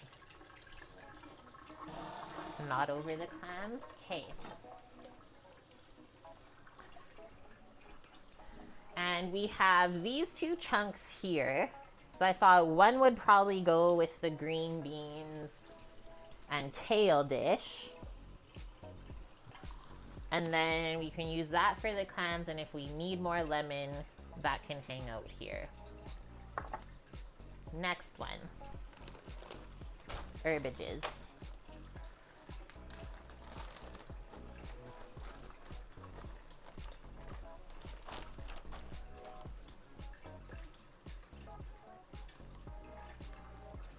Whoa, kind of dirty. Little dirt nugget here in the bottom. Our curly parsley, which I think we'll do some parsley for the clams, as well as parsley for the pastina, the soup for garnish. Take out these poopy bits before we put it back. I have cilantro here, but we're not going to use that today because nothing is flavored that way. But I thought for sure a bit of our dill from the Arrow Garden would be amazing with seafood. We'll throw that in.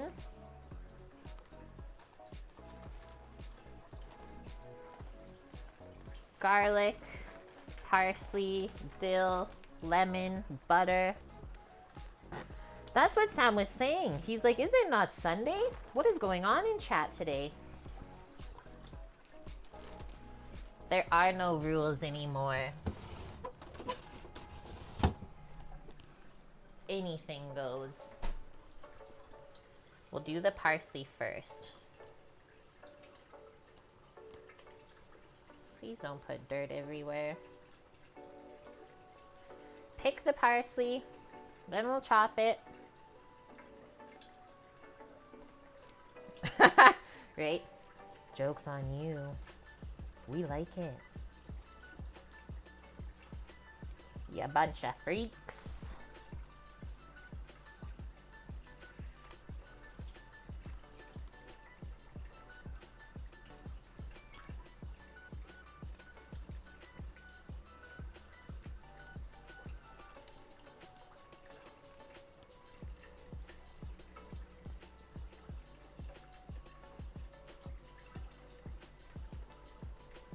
Mish, when was the last time you guys were world champions? How monumental is this event? Heather Russell, thanks for the follow. Welcome in.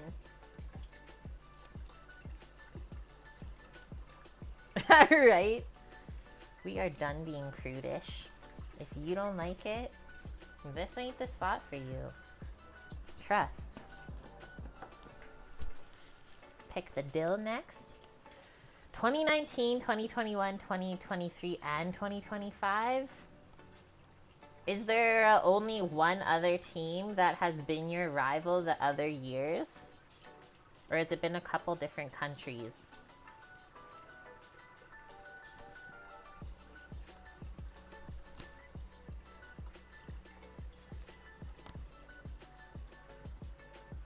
Look at this thing of dill.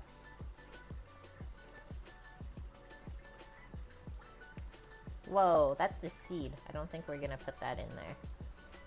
That's used more for pickles. All the other ones were different. Today was Croatia. Cool.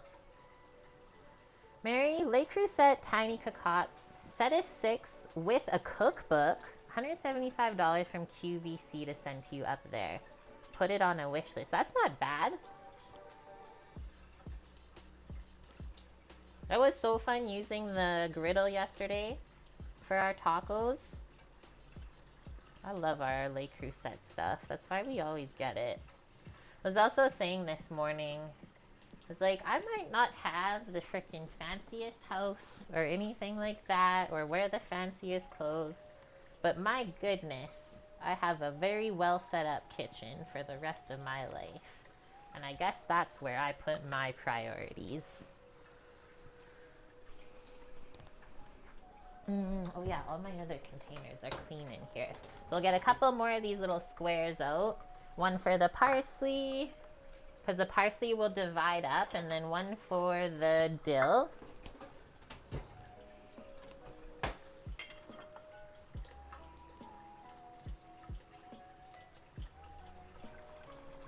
I do a little bit of a smaller stream of water there.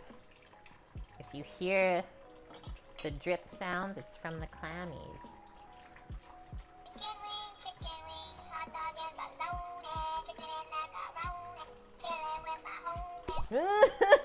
Turtles, did I hear it was the prude hour? Thank you very much, friend. This is who we rated yesterday, guys.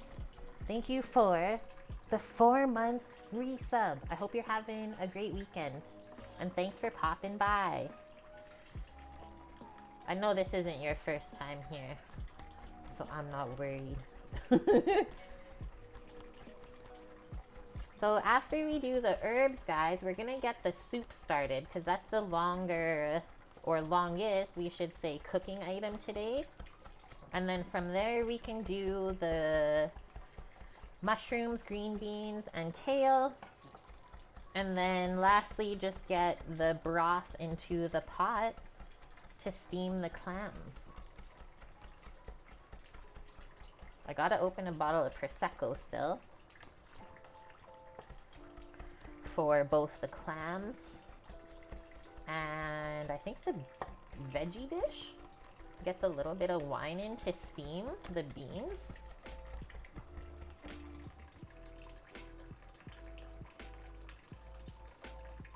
Amp, good to see you. Snowed in the PNW from Vancouver to Portland and everyone's panicking. Yeah, we saw where we used to live on the island got a bunch of snow. JD Cakes, hello, welcome. Happy Sunday. Your mouth is already watering. We're almost there. On Sundays, we try to keep it quick and easy as our theme of the day. Because, well, we know everyone still has a life outside of the internet. So we'll be cooking right away here. Okay, that's good for that. Put the dill in now.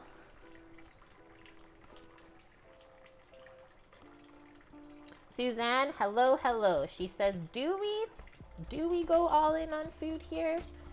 I mean, every weekend I really try to cook something different.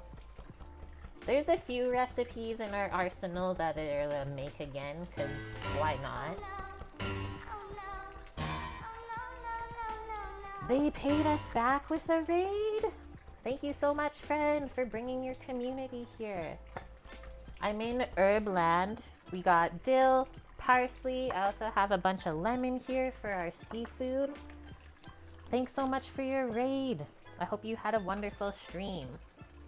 Guys, everyone go follow Turtles and Chill so that you don't miss when they're live next. If you like chill, obviously. Aquarium streams with fishes, turtles, and just good vibes. You'll enjoy it there. You'll be elbow deep in turtle poop. Do you have to do that once a week? Clean up their stuff, or is it more often than that even? I remember like my grandpa on my dad's side had an insane fish tank in their house. I loved it so much, but like I didn't know how much work they are. Okay, so you guys are coming in. We got seafood on the menu today. No fish, no turtles. We have clams and one live scallop, which I've never cooked before, but I was really intrigued and wanted to try it. We're also making a soup and some vegetables to round out the meal. Once every 2 weeks you have to do it, so that's not too bad then. But I can imagine. Not the nicest thing still. Probably smart to get good filters. Just makes everyone's lives better, even the animals, right? It sounds like I'm in a fish tank right now. We're just putting some water over the clams to rinse out any sand that could be stuck in the shell still. Okay, one last thing for the clams, which I almost forgot. Just a bit of garlic sliced. Don't forget the garlic for the garlic and herbs.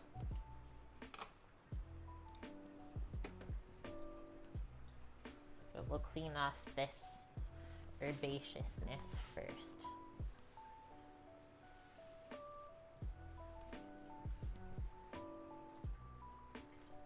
More garlic, guys.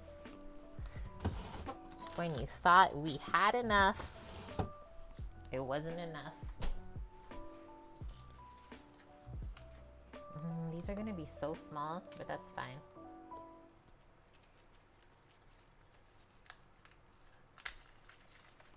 Let's do that. You once did a cooking stream on your gaming channel and you burnt the fries, you'll never cook again. Like, you'll never actually cook, or just on stream, you're saying? I've had a few moments on stream over the years where things didn't go perfect. But I always try to have those moments to learn from, rather than just kind of shutting down and giving up. It's a really important part of cooking, is having the courage to keep going. We also made a queso and told chat it was amazing, but in reality is basically plastic. Oh my gosh, no. Look at these garlic cloves. Are we even going to be able to use this? What is going on here?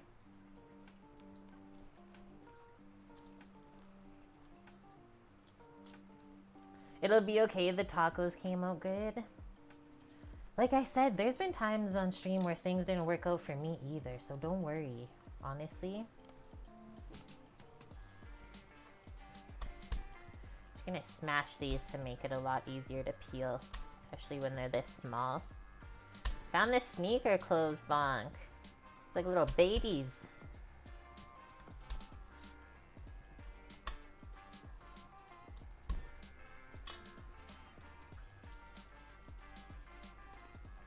They bought it. You can't act.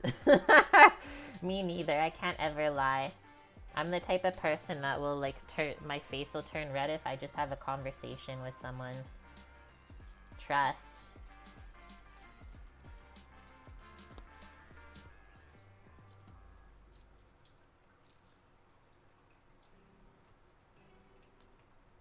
Ah, it's so sticky.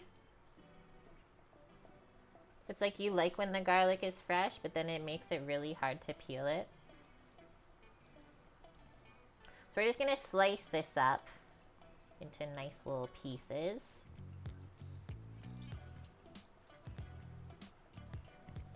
That means I have a good soul and value truth. I think so.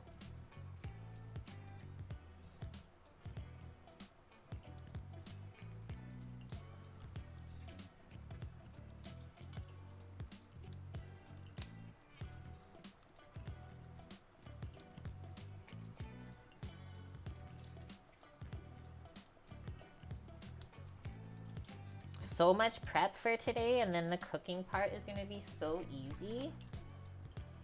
Read this.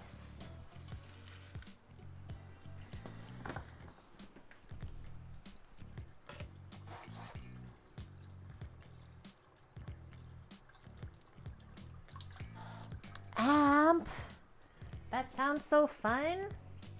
You went to a sushi conveyor belt restaurant yesterday for your birthday? Also, happy birthday. They had a promotion where if you bought $65 worth of sushi, you would be entered into a trip to Hawaii? You know how much sushi you'd have to eat for $65? Wait, so you're saying that the sushi was cheap? Bless you.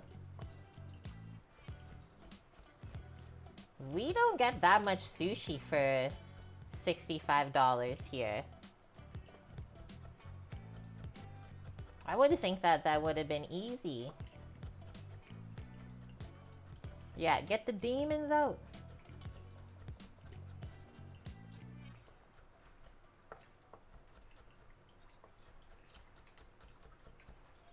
I guess honestly we can load up the pot for the clams with the garlic, butter, and broth.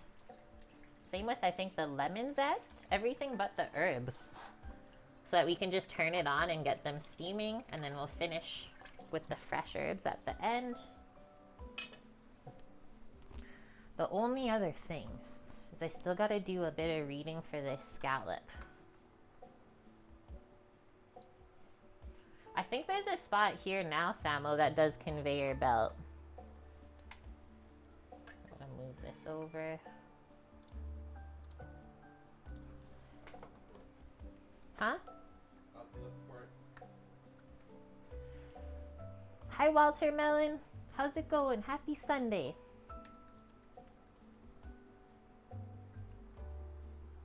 How to clean live scallop.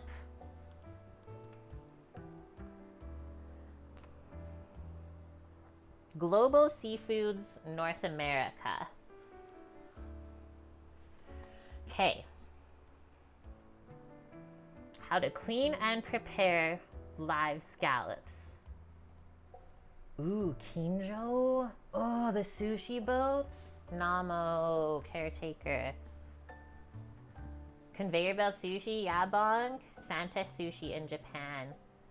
Suntory malt beer. Japan's been calling my name for years. Honestly, that's all I'm gonna say. But I don't think that's in the cards for this year, sadly. A Turtles and Gaming follow. Thank you. Maybe I can catch you live over there one time. Okay, so how to clean and prepare live scallops. If you're a seafood lover, you'll know that scallops are, stop it, pop-up, a delicacy. Ah! It won't exit out. Get out of here. Oh my God. They literally won't let you read the page without adding scallops to your cart. Okay, I added the scallops to my cart, but we're not buying anything. Okay, good luck in Turtle Poop Land. And also thank you so much for the raid today, bringing your crew over, as well as the biddies. And yeah, anyone new here, I do streaming on Twitch.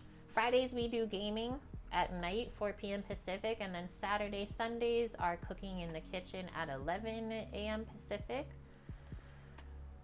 Or is it? No. Yeah, it's 11 a.m. Pacific. And then, yeah. Thank you so much, guys. Okay, I'm going to try and keep reading this. I really want to get it done. It says, if you've never prepared them before, it can be a little intimidating, which it is. I'll show it to you. It's got some weight to it. Seemed kind of wrong. I've never had that happen before, but every time I X'd out of the pop-up that said add it to your cart, it just re-popped up after. Was I about to freak out? A bit. Did you see it? It was drooling. He's like, are you gonna cook me soon? Don't get grossed out at it. Start with fresh live scallops. Got it. Avoid scallops that have a strong fishy smell or are already shucked, like on the shell already sitting there, because you don't know how long it's been dead on that. Step 2, shuck the scallops. Oh my god, the pop-up came up again. To shuck the scallops, hold the shell with the flat side up. Use a sharp knife to insert it in the small opening on the side. Carefully run the knife around the inside of the shell, separating the muscle from the shell. Remove the muscle and any other parts that are not edible. To clean the scallops, rinse them under cold running water and pat it dry with paper towel. You may notice a small, tough flap of muscle on the side of the scallop. It's called the foot. It's not edible. I mean, it is edible. It's just really tough, also called the abductor muscle. Just use your fingers or a paring knife to remove it. So that sounds really simple. Okay. And yeah, a thick towel, kind of like how shucking oysters is. So I have my knife here with the garlic. I will go grab a towel, and then I was honestly just planning to use like a butter knife. We don't really need anything sharp. If you've ever eaten scallops, you know that they're quite soft. Oh, cut glove works good too. I mean, I can put an extra layer of protection on. Why not?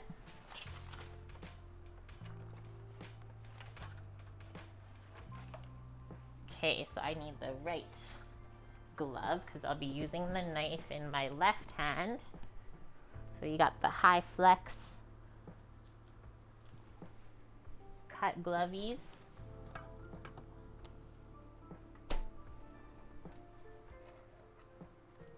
I'm gonna like go like this to make sure not too much water comes out anymore.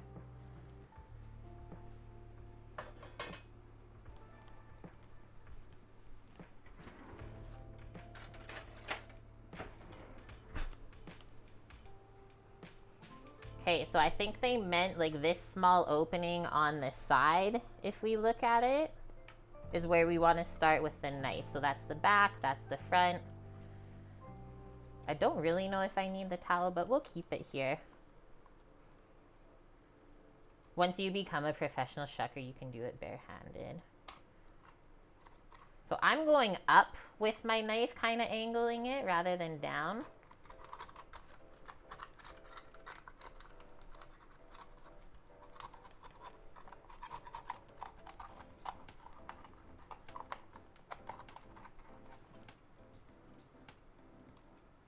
Yep, that's the stuff. And it's not good looking. I really wanted to show you guys this. Ugh.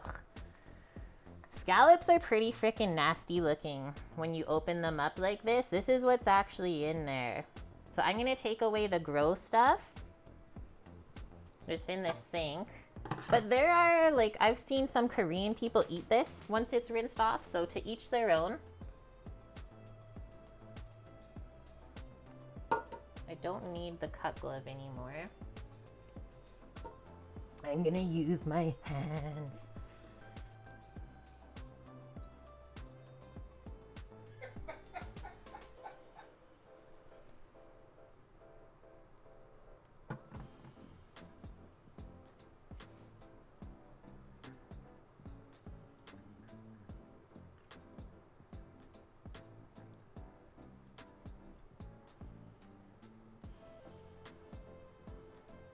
Whoa. It kind of just like peeled apart a little bit when I took the rest of the muscle off. But I'll show you what's left on the shell now and the abductor. But for that price, definitely not worth it unless you eat the entire frickin' part. Because this is your one scallop for $5.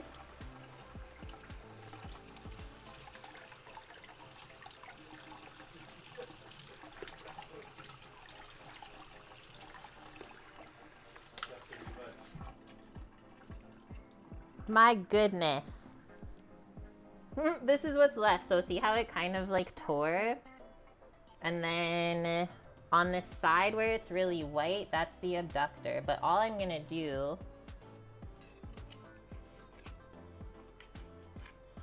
is this is just gonna slide off, and that's your scallop. Am I impressed? Not overly. A lot of work for like nothing, I would say. But something that we could learn together, so why not, right? I did it for content. I don't know where to honestly put this. Just gonna drop it in with the lemon zest, I guess, right now. Sunny's a bit small. I know I said earlier size doesn't matter, but do I have to take that back?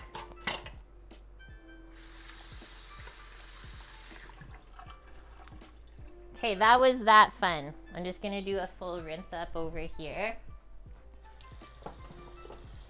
I don't feel like putting soap into the clams. And now we're gonna go over to the stove top. I gotta freaking fix the camera still, but we are gonna get cooking.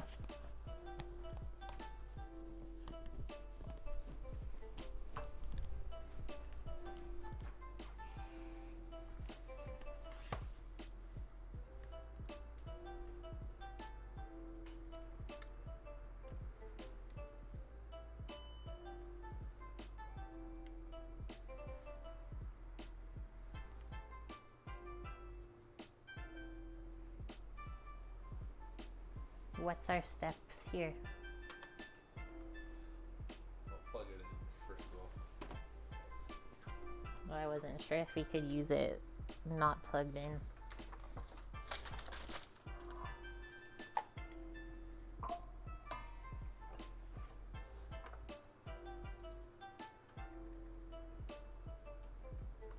See if I can. I'm not.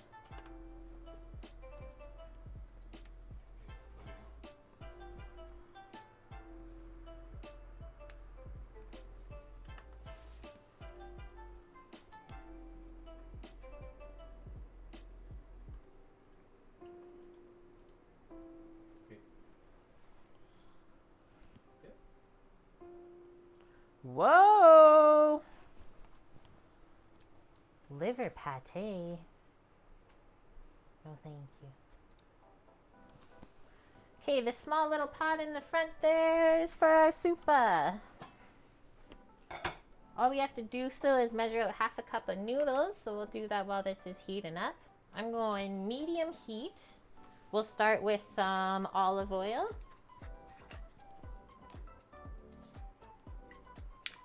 Something like that. Love my uneven stovetop. And then we'll fry or saute our mirepoix, carrot, onion, celery first. Get that nice and golden. And then we'll mix in the garlic. We got a whole rind of Parmesan to put in with our bay leaf. Nom. I think while we're over here and waiting, the pot back here, it's gonna go on this burner that's bigger, is gonna be for the clams. So I'm gonna put our butter nub into there. All of the broth that we're gonna use, the garlic,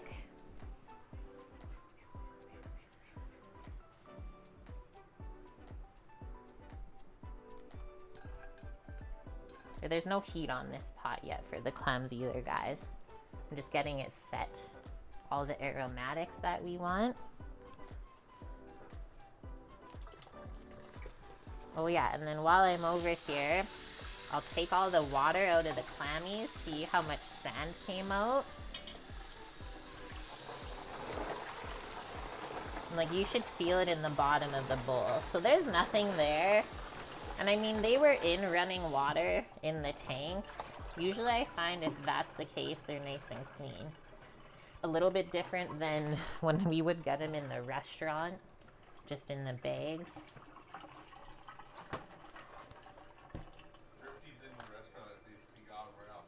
Yeah.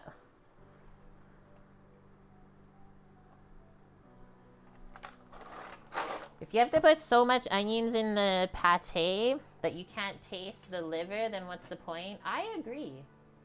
I'm with you on that. Okay, clammies are going back here. Now I can finally get this really gross stuff out of the sink. Ew. Is this like the liver? What is that? What was that part of it? Yeah.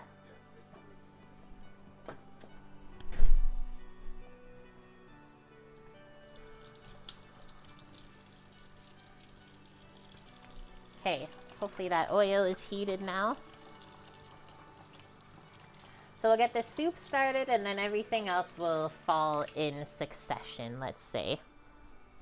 Trash goes out at end of stream today. Yeah, once we got all of the shellfish eaten.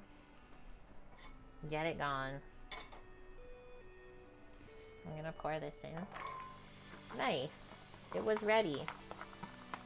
So that'll take maybe around 7 minutes or so to saute up. Give it a stir. And then I also like to season the veggies when we're cooking them at this point. Nope. That the big red thing, reproductive gland. Okay.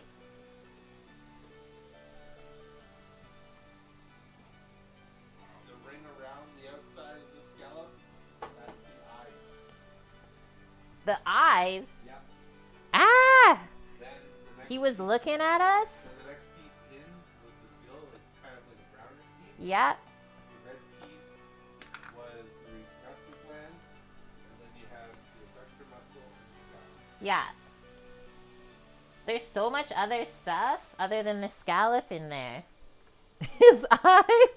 He was looking at the knife when it went in. What? Yeah. Basically here. Just peeking out of the shell? Yep. Poor guy. And just on the left side of the scallop is the anus. Don't hate us, 'cause you ain't us.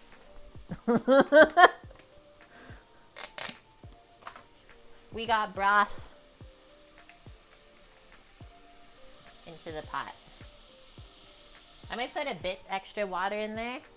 And then Samo, I need some Prosecco opening services, please. Little bit of water to rinse that out. I just like it when other people do it. Oh, and then our lemon still. I'll bring over our herbs and stuff. Pop, pop. What am I shooting at?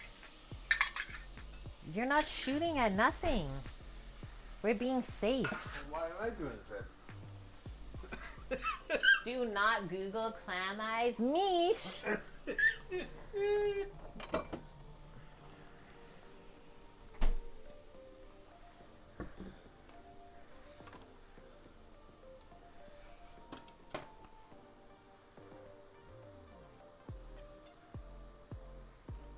Rosé Prosecco DOC, 11% alcohol. You ready for this? The grapes used to craft the Kirkland signature Prosecco Rosé DOC come from northern Italy's top family-owned vineyards with fresh berry and tropical fruit flavors. This pink bubbly is ideal for festive occasions, but will also pair well with a wide range of international cuisines, from Italian to Asian to classic American. Salut. That was for New Year's, but this is the New Year, I guess. Lunar. Yeah. I'm gonna give this a stir. She's sizzling up back here. Smells yummy with all the veggies already.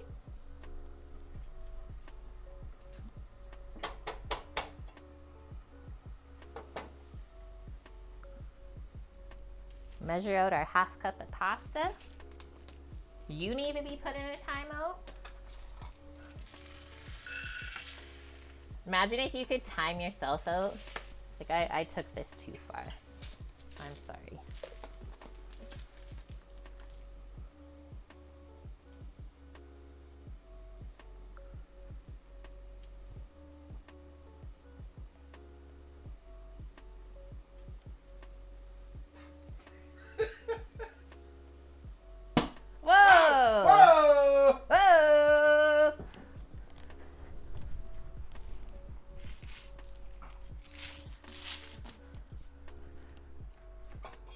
having any?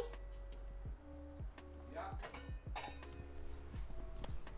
Did you go straight out of the bottle? What are you doing? That Prosecco they call Riesling outside of Germany. Riesling's a really sweet dessert wine.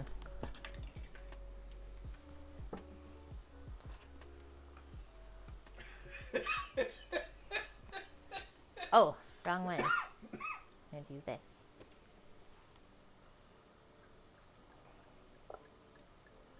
I don't have champagne flutes. Well, I'm not taking them out of the box. Oh, God.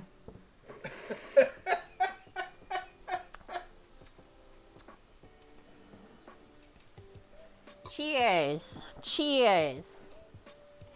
Someone has a drinking problem. It's like my glass turned into nothing. It's so good though. That's what it looks like once the bubbles are gone. So we're just cooking the moisture out of this right now. It's looking actually really good though. Couple more moments.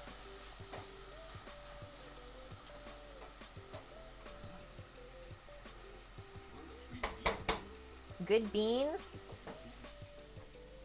So there will be some of that Prosecco going into the broth pot over here in place of wine. And then as well into this other pot for the veggies later.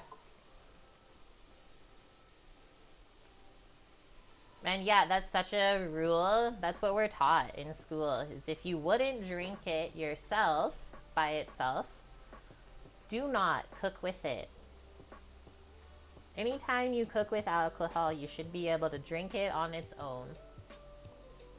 Here, cooking wines are terrible to drink. They are loaded with salt for the fact that it deters or tries to deter people from chugging it in kitchens.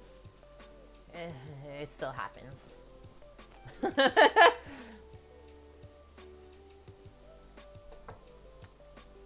All wine is bad to drink explains why I don't cook with it. I mean, everyone has their own opinion. I don't usually share it when I think everything is bad, but to each their own. I did say earlier that if you are someone that doesn't drink alcohol, if someone serves you this dish, the alcohol will be cooked out, so it's nothing that you have to worry about. Also, another thing that we're taught in school is how to cook with alcohol properly.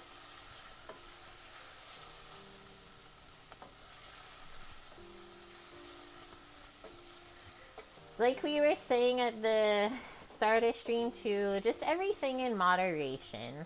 And then everyone's palate is also different.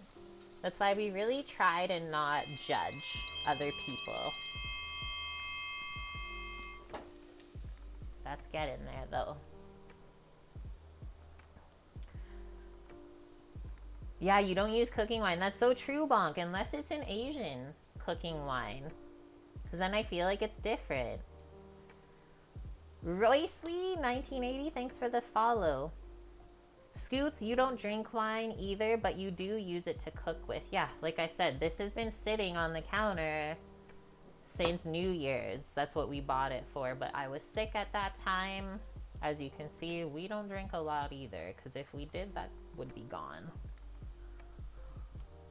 That's cute, Mary. Yeah, instead of having one big bottle to open, because then you feel like you have to use it all, just buy the smaller kind of tasting bottles, and then you just open one at a time.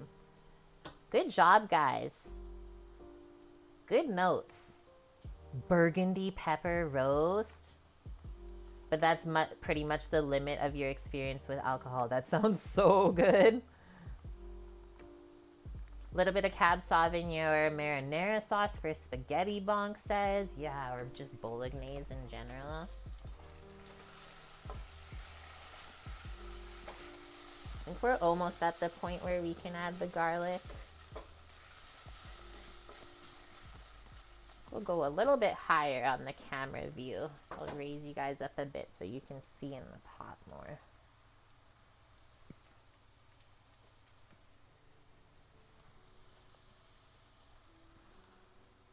Ooh, we went too far.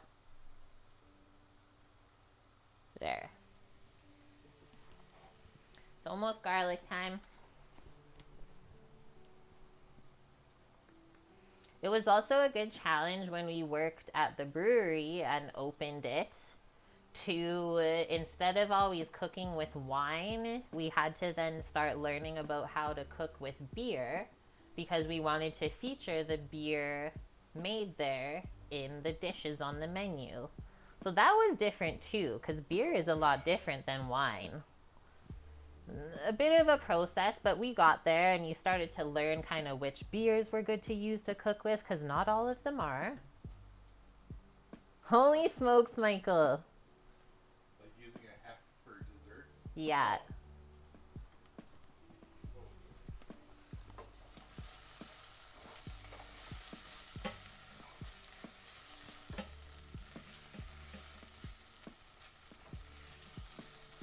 Okay, I'm gonna add the garlic, guys.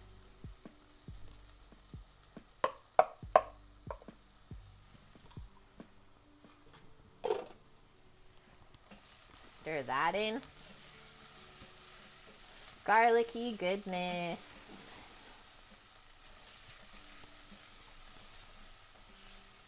Now you just want to watch so that the garlic doesn't burn.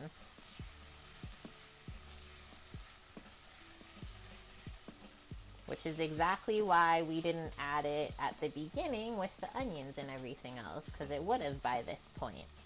Let that cook for a moment or two.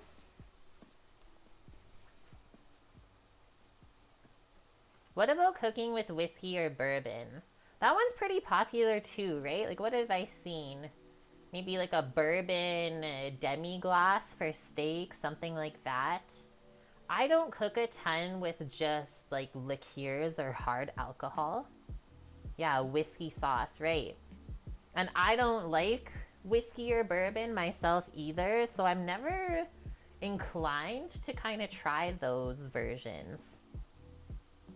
Yeah, bourbon barbecue sauce. Maybe I would try that. Like whiskey maple. Right. That's also good with like blueberries. Like a stone fruit normally can go with like whiskeys or bourbons. Like you do bourbon peach something. Right? Yeah, peach bourbon. That's true. There's definitely a few things that pair really well with whiskey and bourbon because you'll see it repeat over and over, right? Bourbon peach, maple bourbon, or maple whiskey. But usually, I guess we can say that it's always paired with kind of something sweeter, right? Or super heavy, like a demi-glaze, like you said. Yeah. Chocolate bourbon pecan monkey bread scoops. Yeah, see, another sweet thing. Bourbon barbecue sauce. There's always a little bit of sugar in the barbecue sauce. Or you can be like caretaker. I don't like sharing whiskey with my food. That's fair.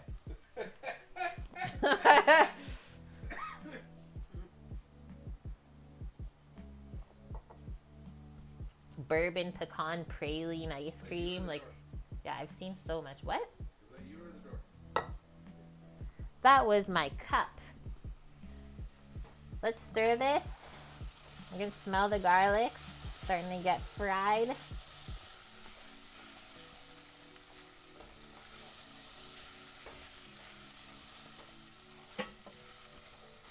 Not quite browned yet, so we can go one more round in there. I think you could also add like herbs like thyme into this soup, could be yummy. Who puts pecans in monkey bread? Who doesn't put pecans in stuff? Pecans are delicious. Bourbon barrel aged stout in a rich beef stew. That sounds good. Scoots, you just reminded me of the Panda Express that we park by sometimes when we charge the car. Spicy bourbon chicken. And we always make fun of all the people that go through the drive-thru. I was like, oh, they must be here for the spicy bourbon chicken.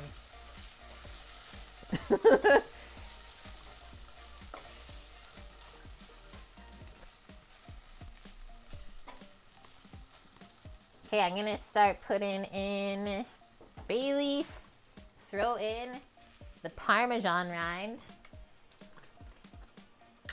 I was tasting it. I love beef stews. I'm gonna put just one bay leaf because we're only making 2 portions. We don't want to overpower.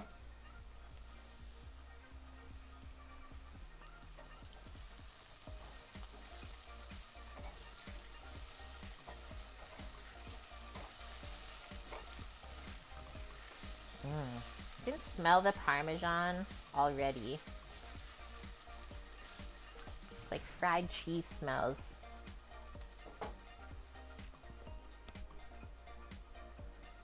Your grandma used to make a bishop's cake, pretty much fruit cake with chocolate chips soaked in blackberry brandy. Holy smokes, that sounds good. Blackberry brandy. I'm very intrigued by that.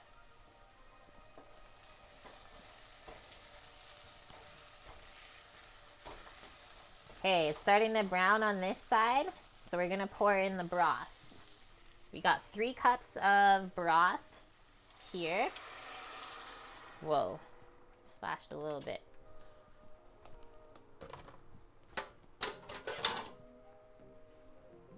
Now we're gonna wait for that to come up to a simmer. Again, I'm just gonna scrape a bit of the bottom of the pot. And we have half a cup of our ditalini pasta here. You wanna choose a nice small pasta for this. It's a delicate little soupy.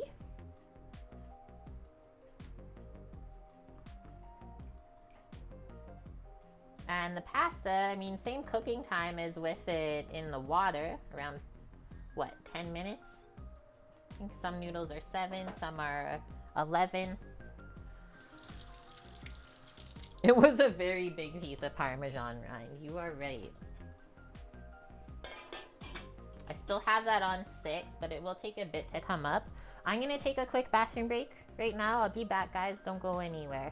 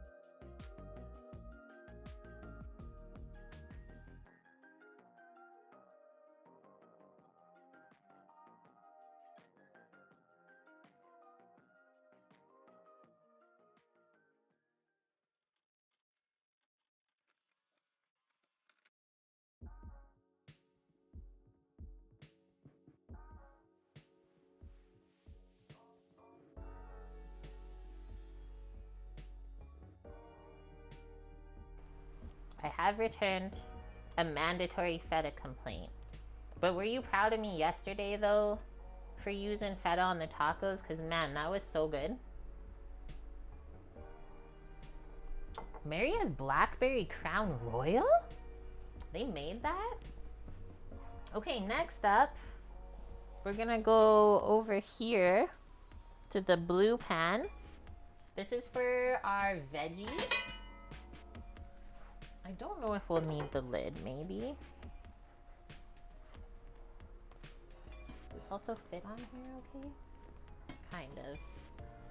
And we are gonna get this turned on to medium heat again. So spicy Parmesan, green beans, and kale. And there's also mushrooms in there. From Jada.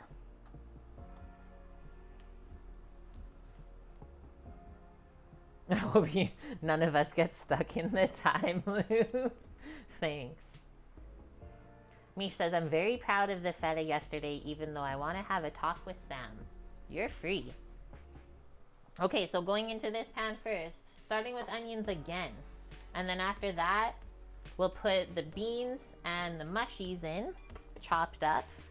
And then that's what gets steamed with a little bit of Prosecco.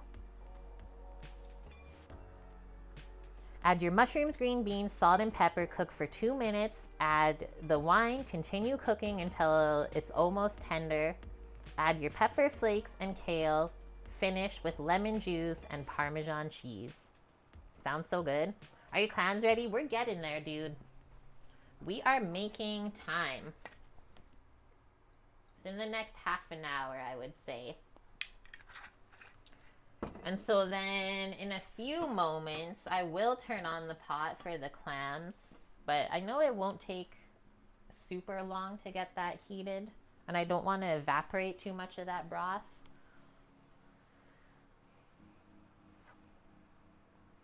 The prediction, the groundhog saw his shadow, so you're going to get more winter.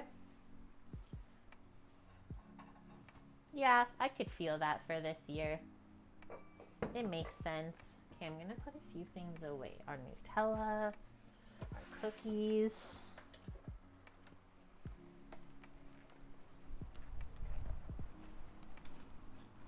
It smells good in here, guys. When I came out of the bathroom,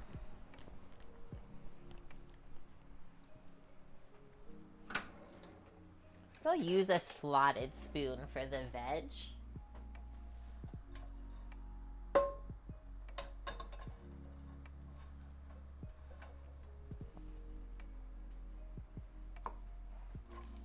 Nice. I had a feeling it was ready. Get our onions in. I haven't cooked veggies like this in a while.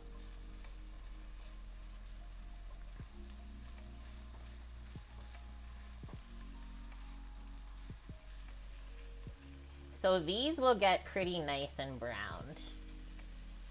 Get them really nicely cooked so they just kind of melt into the rest of the dish. It's not about the onions here, but they'll add a nice kind of caramelized flavor, a bit of sweetness. So I don't think we should leave them out. And maybe we'll do a bit of seasoning on there too.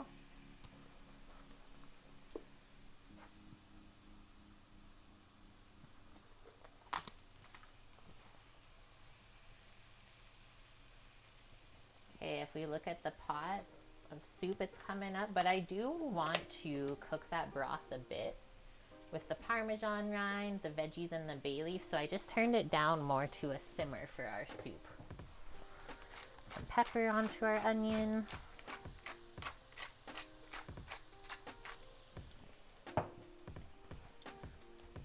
I think it's important actually that we do have a lid for this because we want to steam the beans through and the kale. Want to be able to cover it.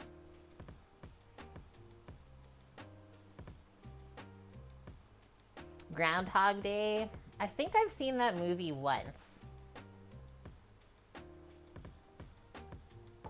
It's cute.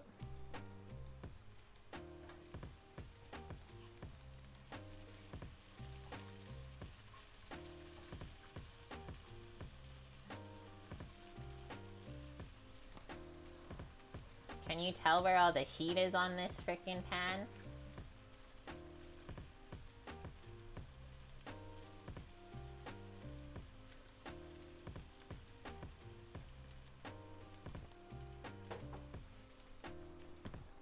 That one spot.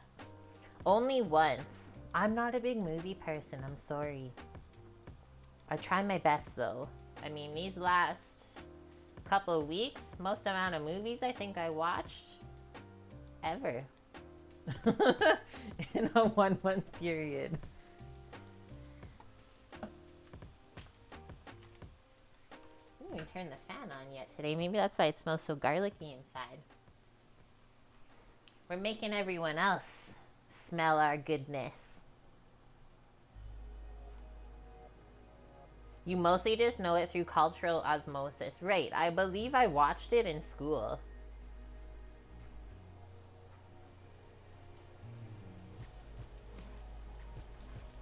Okay, we're getting a bit of browning on the onion. This is going quick. The rest of the dish will go quick too.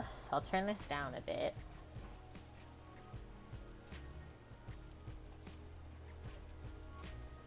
Give that a stir. Don't let the little bitties burn. How's this? Whoa. The smell from the parm, guys, is gonna be an insane addition. Whoa. Okay, I'm turning on the clam pot too. Just let that stuff heat up.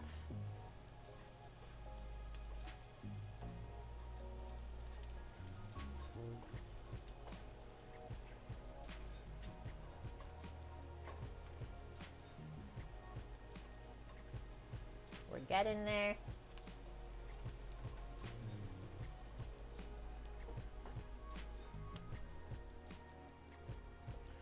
Scoots is lurking. Get our mushies and beans ready. I think I'm gonna add the mushrooms in before the beans, just because I kind of know how mushrooms cook.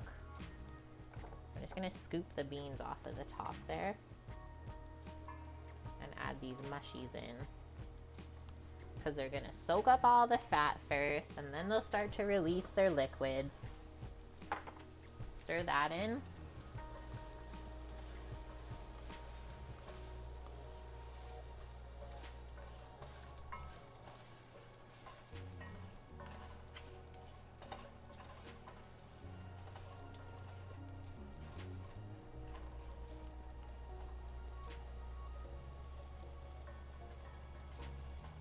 We'll see if we need a bit more fat here.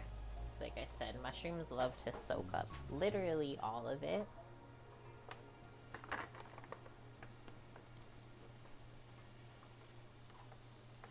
Fat. You made a chili shepherd's pie? What the heck? That sounds delicious. So you just made a chili and then put the potato layer on top? I've never seen that, but now I want to make it. Hello, Clem. How are you? Happy Sunday. I hope you had a good weekend.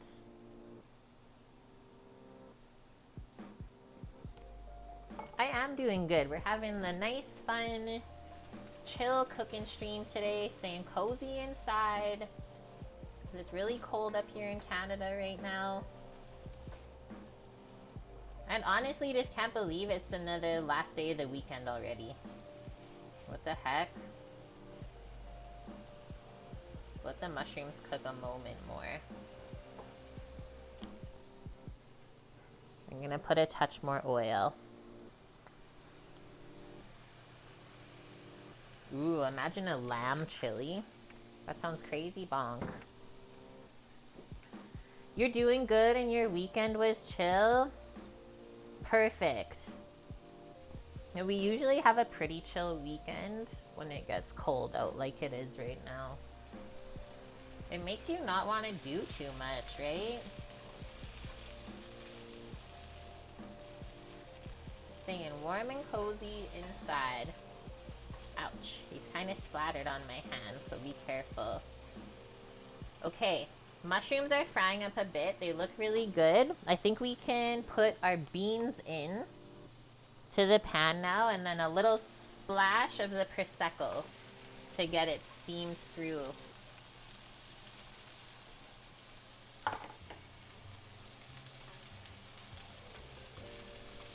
I'm okay if these are done a little bit ahead of time.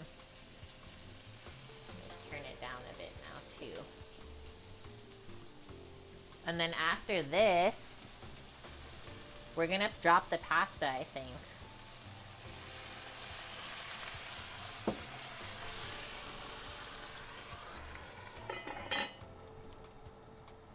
Should we cook the noodles with the Parmesan rind in there? Think it's gonna matter, guys? It's only half a cup of pasta.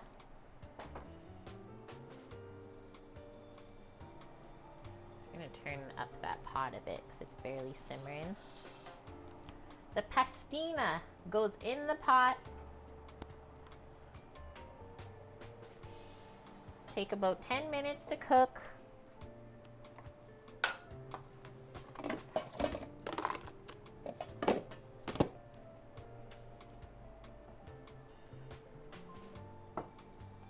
Shepherd's pie is lamb, cottage pie is beef. It's true. I remember the first time I made shepherd's pie on stream. Yep. Someone from the UK corrected me. Oh, there's a sneaky bean over here.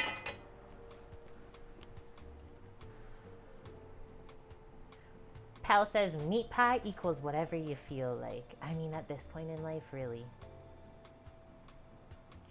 The cheese will not melt. No. You found them, Bob? The little stars like in the recipe, gluten-free, and Minion loves them. So you've made pastina then. I just am stirring this to make sure it's not sticking the pasta. Nope, so far so good. Okay, let's lift this. All the lovely bits of the lid. Very strategic when you braise stuff. Okay, so the Prosecco's almost gone.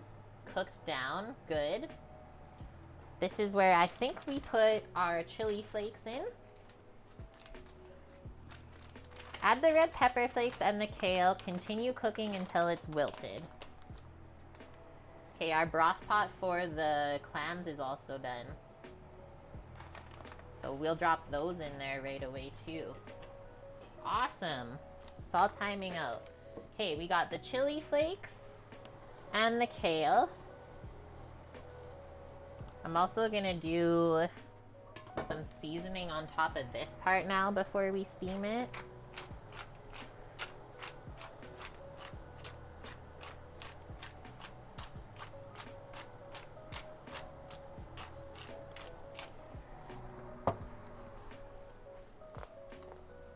Whole bag of chili flakes in there, Amp? No. We want to enjoy it without pain.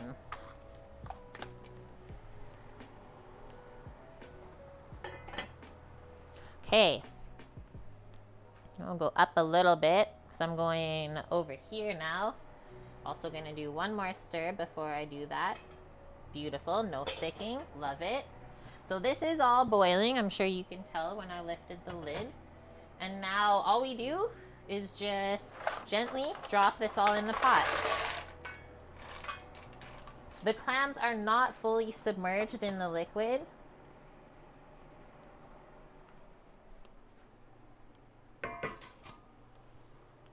And now I'm gonna wait and watch for them to start opening.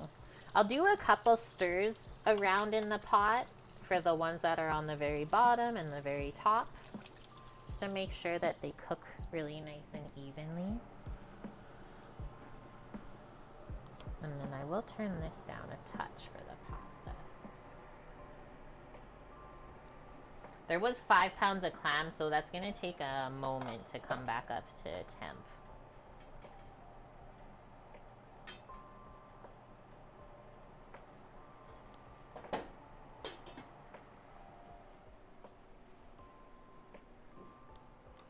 Where did I get the clams?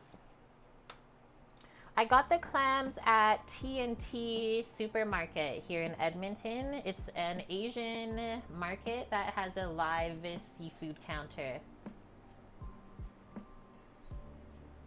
Clams that don't open are dead and get tossed. Fact.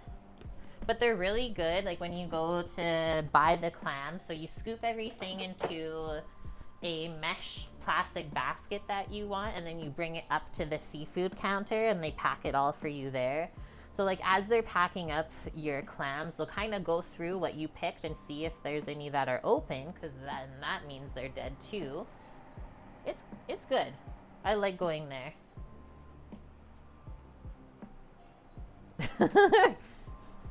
Let's see what these look like. Are we steaming it down? Nice.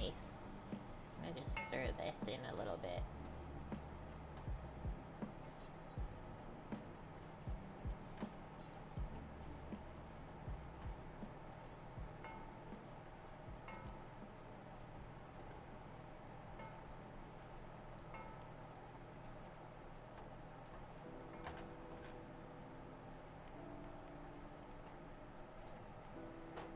got a few minutes, so that's cooking really nice.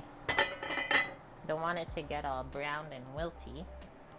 Is this pot even gonna come back up to temp? I have it cranked. She's cranked. I'm gonna go in with a slotted spoon.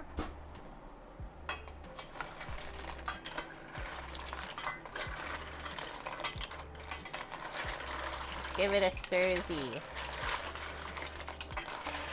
This reminds me of working in the restaurant. Holy shit, some of the times that I had to cook clams, because I worked on the veg and seafood station, and then my other co-worker, the other sous chef, did all of the meats, which I never wanted to cook.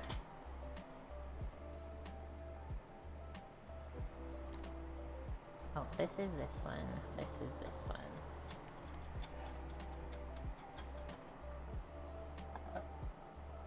I want to see where the pasta's at. Disappeared into here. But I don't want it to go too mushy. Okay, we're about halfway cooked. Nice.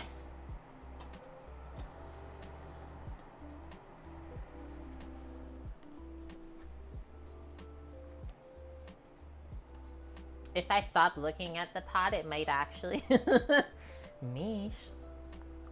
How come I didn't like the meat station? I don't know. I've never liked to just be on the rotis, like it's usually called rotisser or grill, and only cook meat. I've liked to have the option to do a lot of other things. And also we can say, like, working on grill, you have to be very, very good at cooking meat, where you can't question yourself and what you're doing, where I feel like I would do that. So I just wouldn't be as good.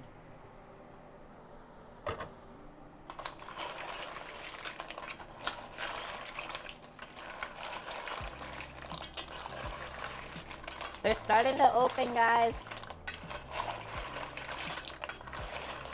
So I'm mixing the lemon and herbs when they're all cooked.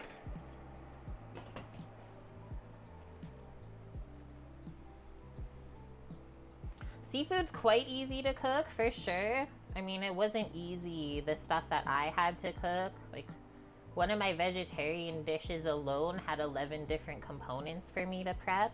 So it's not to say that cooking veg and seafood is much easier, just I enjoyed that a lot and I learned a lot more.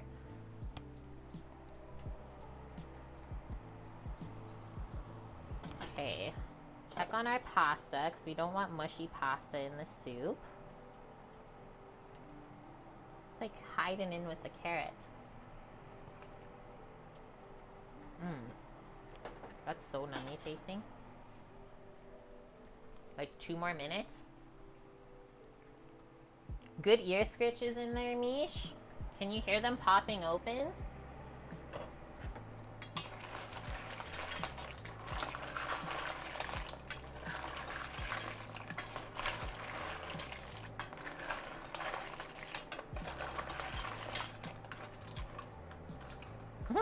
One of the clams opened, and then another clam was like inside of it, unopened. Excuse me. Let's check this out. So I felt like, yeah, our veggies are done now. They're so nice and green. Whoa. And like not soggy. I don't like when green beans go so mushy. Or if you overcook them, they start to just turn brown. Let's see how this tastes.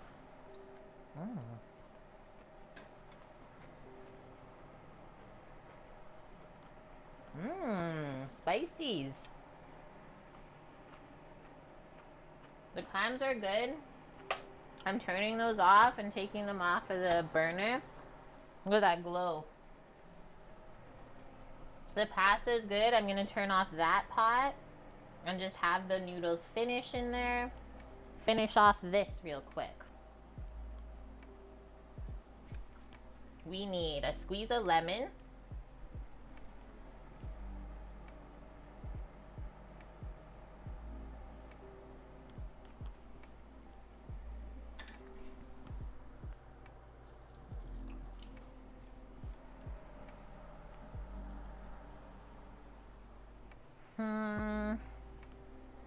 some of this parsley, like half, and then our Parmesan.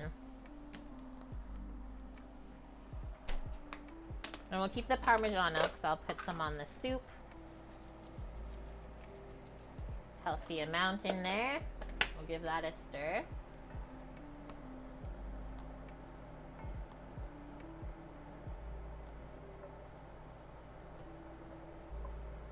Whoa. It just got super saucy. I want to try a mushroom.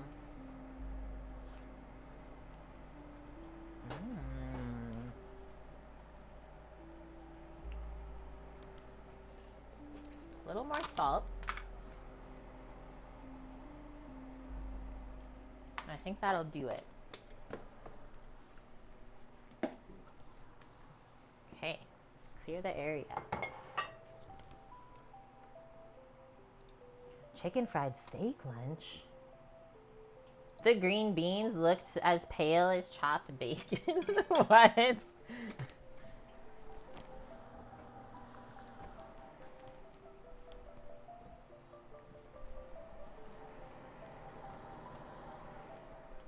think most of them opened. We'll see.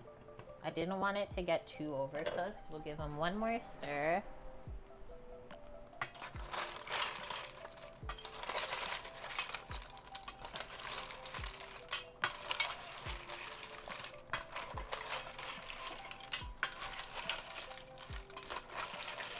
Here's what I think we'll do, is we will scoop our clams. How do you want to eat this, Sam? We'll put your soup in a small bowl, and then we'll share the clams and veggie plate, I think.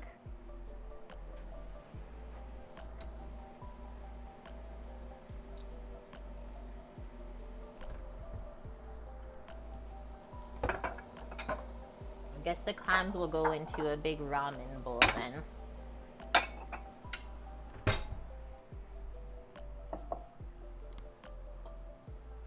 How do you know when they're done? When they open up. And then we can say if they don't open, even after you cook them for like 10, 15, 20 minutes, if they don't open then, throw it out. You're not eating that. It's dead.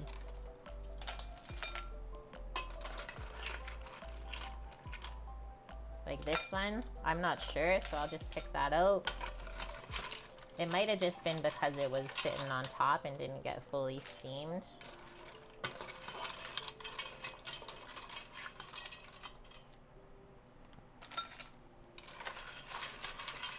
And this doesn't smell gross at all.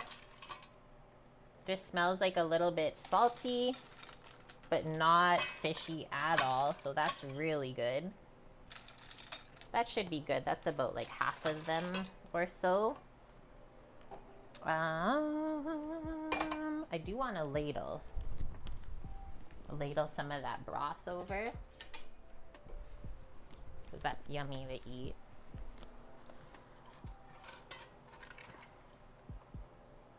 And like not a bad color on the broth. Really nice actually. Pour that over. And then we gotta finish it with some lemon.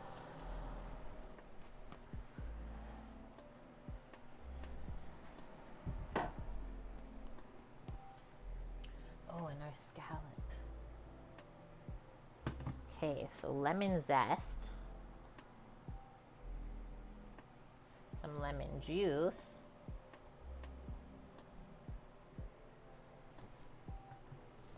And then some herbs.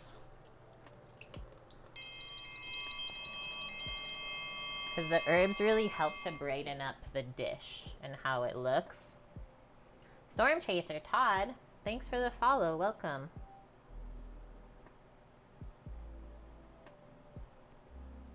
No one gets country fried steak by choice? I mean, as a Canadian, I might. Places here don't really have that. There, now you're in the clams. Some parsley. Nice. Okay. Next one, 2 small bowls. for the soup. I think I'm just gonna reuse the ladle that I just used. That's so loud, guys.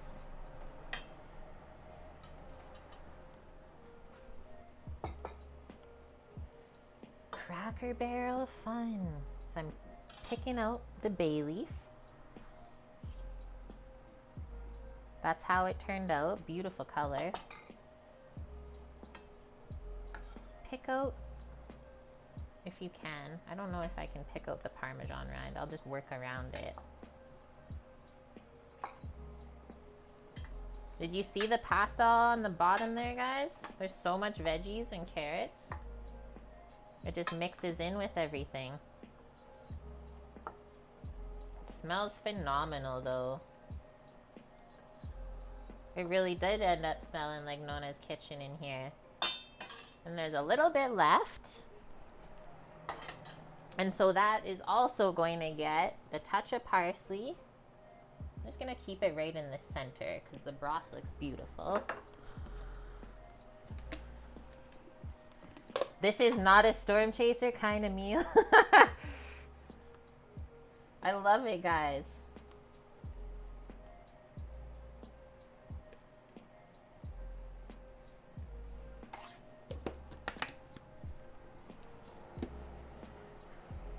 Okay, and then just plate for the beans and greens. We summon the storm chasers. I'm honored, honestly.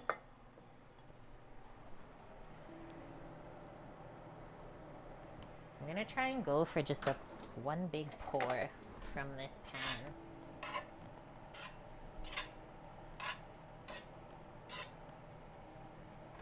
My beans almost started turning brown too, guys.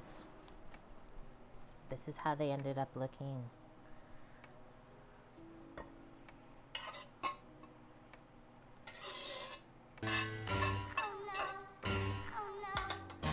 Whoa! Sarah! Thanks for the raid! A fellow Canadian! This is the boring part of the meal, so I'm gonna take it away. It's our veggies. But before you guys came in, we just plated our yummy Pastina soup. It's an Italian, really simple soup that most Italian kids grow up on. Just simple broth, veggies, and a little bit of noodles, and then some Parmesan and parsley on top. And then to go with that, just finished plating our clams too. So I think you guys are still on the West Coast. Don't know if you like clams, but we just steamed those up with some butter. We have a bottle of Prosecco that we opened. It was supposed to be for New Year's, but I was sick at that time, so I thought this would be fun to use it up. So we steamed the clams with some Prosecco. And then yeah, we have green beans, kale, and mushrooms to go with everything. Thanks for the follows, guys.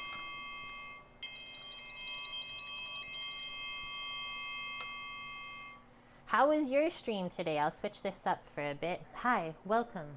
Welcome everyone new if you've never been here. Took your favorite part of the meal. Just didn't look as appetizing as these other two, but you know we'll eat it up. We got Melissa 420 Honeybee. Skin Job. Thanks, guys. Hello, Velvet Fan. What did Sarah do today? Did she have a good stream? Okay, so now we're gonna taste it. We always cook our food on stream and taste it. And I've been streaming cooking on Twitch since 2018, so quite a while. Are you coming to eat with us, Samuel? Yeah. Okay. Boom. One soupy each. I think it'll be nice to have the clams kind of beside the soup to eat, guys, and then the veggies just in front.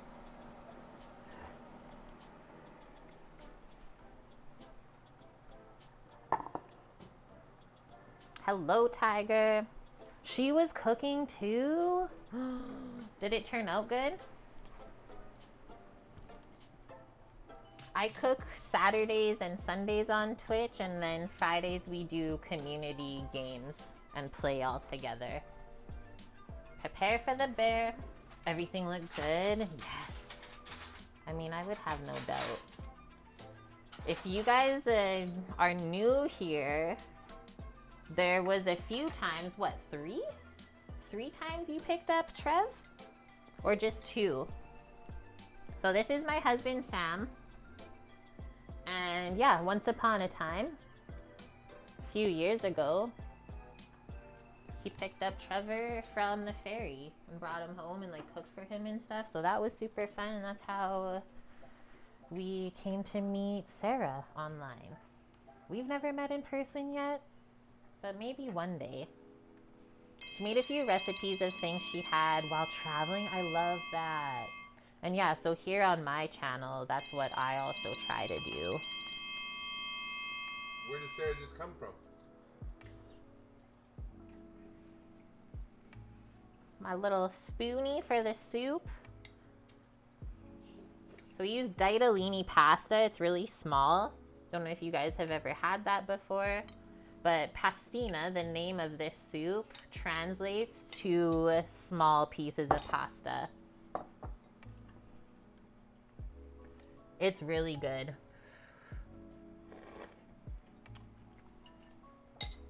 Yeah, so we used to live South Island in Souk in BC. And then since 2021, we came back to Alberta.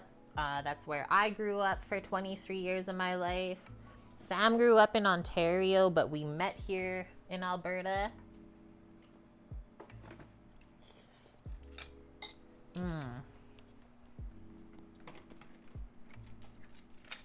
Good soup, hey?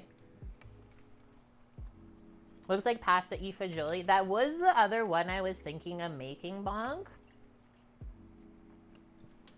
You could probably get away with calling it almost the same thing. How's the clammies tasting? So fresh manila clams. The lemon and herbs is so fresh on top. There's a bunch of broth in the bottom, but whoa. So it's just gotta come like clean out of the shell. They're not super salty either. It's like perfectly seasoned. You're on an island between Van and Vic. Cool. I've been to Pender and I've been to Salt Spring. But that's it for the other smaller islands. I thought we worked on one other one. We worked on Pender. Worked on Pender? Yeah. Okay. Don't worry, Titan. There's half of the pot still left. We got 5 pounds of clams today. But you gotta really calculate in the shell weight too, right? Because that is all waste. Hi, John. Another fellow Canadian who streams food and drink. Welcome in, dude. You don't usually say, but that's where you are. I don't think you'll have a problem here. I've never got doxxed in streaming on Twitch live since 2018. You'll be all right. 100 years? That reminds us of our best friends that we met. Their family in Souk have been on their properties like massive for like over 100 years too, and it's so special.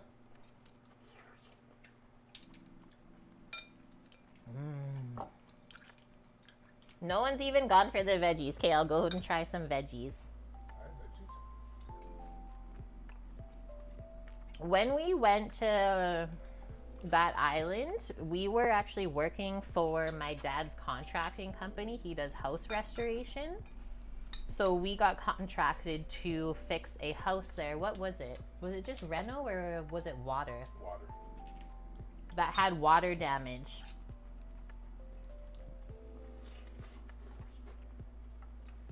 And it was actually kind of a crazy experience because we were supposed to only go over for the day, fix the house, and then leave. But there was so much stuff to be done that the people actually like let us sleep over in their house and then finish up the job. It was cool. And I really fell in love with Pender. I was like, this is a place I could see myself living. Flood damage. Pell remembers. Crunchy beans. Kale, mushies, fried onions, parmesan, chili flakes. The water line was like halfway up the wall. It was a bad one. No, that was the basement in Victoria. Was that one of the last ones that we streamed? Mm-hmm. I mean, most of them were all bad. If your house needs to be restored after, it was bad. I don't love this mixture of stuff, guys. I thought I would. I don't think I cooked it weird. I thought I would really love this flavor combination, but something about it is just not it. I'm still gonna eat it. I'm like, the beans are good texture. Everything's cooked proper. Something about it, though, is just not it. That's okay, though. You have to try recipes to know. I don't think it's the mushroom part even, Mish. The mushrooms aren't weird. It's just all three of those together. Something's a little bit off.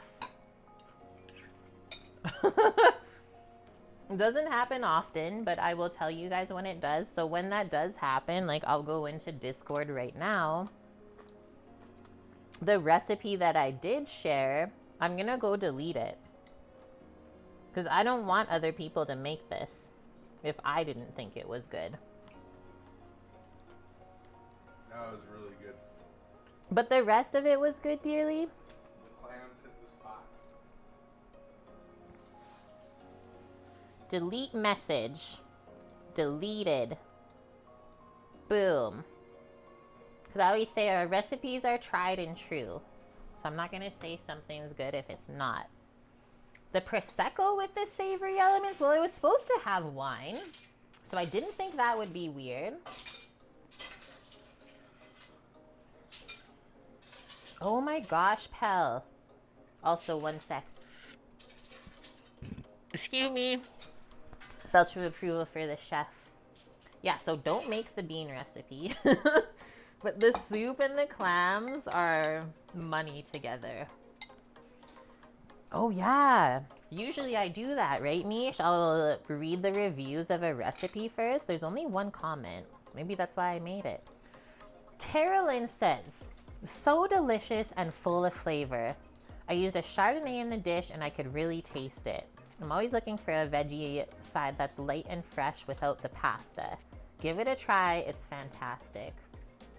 I don't know. Like I said, maybe just not for me. Everyone's palate's different. Beans and cornbreadies? That's a good combo.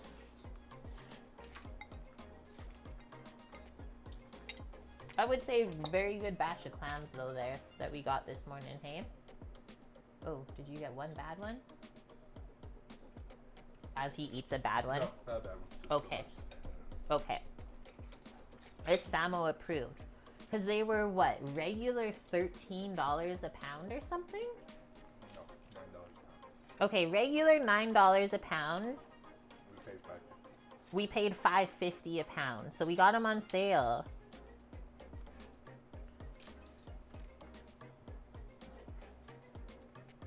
You like other stuff like crab and shrimp and scallop and fish, especially whitefish. That is something I miss so much from being on the island. We don't really eat fish anymore here. Being back in Alberta. It's true, right? At least we got the cheesecake. We're still gonna eat the veggies. We're not gonna throw it out. It's just not my favorite. Show this ice.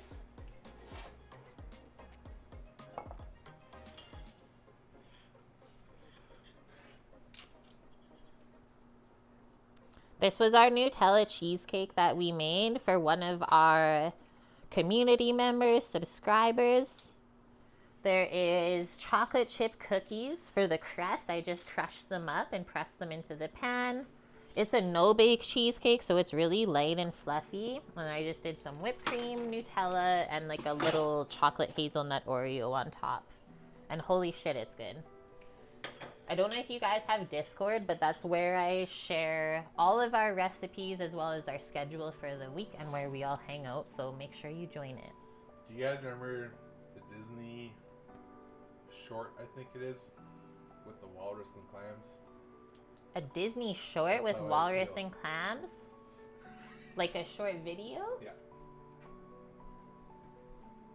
Wait, I've seen this. Did we not watch this recently? Do you guys know what the hell he's talking about? Because I actually do. I need to look for this. Bubs! Is that the one? Yes! Is it the... And is the it- carpenter. They work with the oysters. Right. Also, hi. Another awesome food and drink streamer. Dude, I hope you're good. They're all gone. What happened? No bake lemon cheesecake with lemon jello. That's what you get for your birthday. That sounds good. I'm really obsessed with no bake cheesecakes. I think I almost like them better than regular ones. He ate them, every single one of them. It's such a like scary. It's like a very, how do we describe that part of the movie? Like keeps you on the edge of your seat. Love it.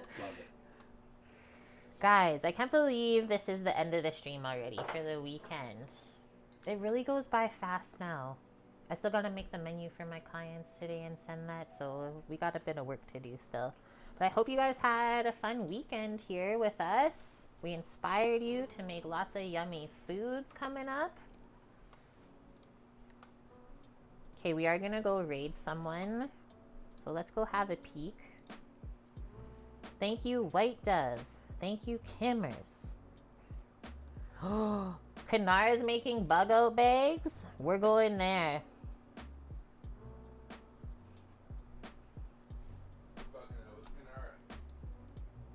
Yes, nice to meet you too. If you guys are new here, I stream Fridays at 4 p.m. Pacific. We do community games. And then Saturdays, Sundays at 11 a.m. Pacific for our cooking. Kanara. So we're gonna go raid a creator called Kanara. We met in the food and drink category because she streams a lot of cooking too. She's also a certified, canning specialist, we should say? Certified canning specialist. And then today she is teaching us as well, because she does emergency prep things. She's teaching us how to make bug out bags, which I think is really interesting. I had to turn that up for you. Who just gifted a subby? Bob gifting the sub to Melissa. Thank you very much, and welcome to the kitchen crew. Okay, so let's go see what Kanara has to say, because I've always wanted to make a bug out bag. We kind of are always ready, but still, smart to always actually have it ready, because when it happens, you might not have time. That's the thing. All right, guys, love ya. Thanks for hanging out with us this weekend. All of our recipes are in Discord. Stay tuned for the next schedule for the week. Is it Valentine's already? No, the one after, I think. Okay, I'm gonna hit this button. Thank you so much to everyone who contributes to us every week, and welcome in everyone, new followers. Love ya, be safe, and see you next time.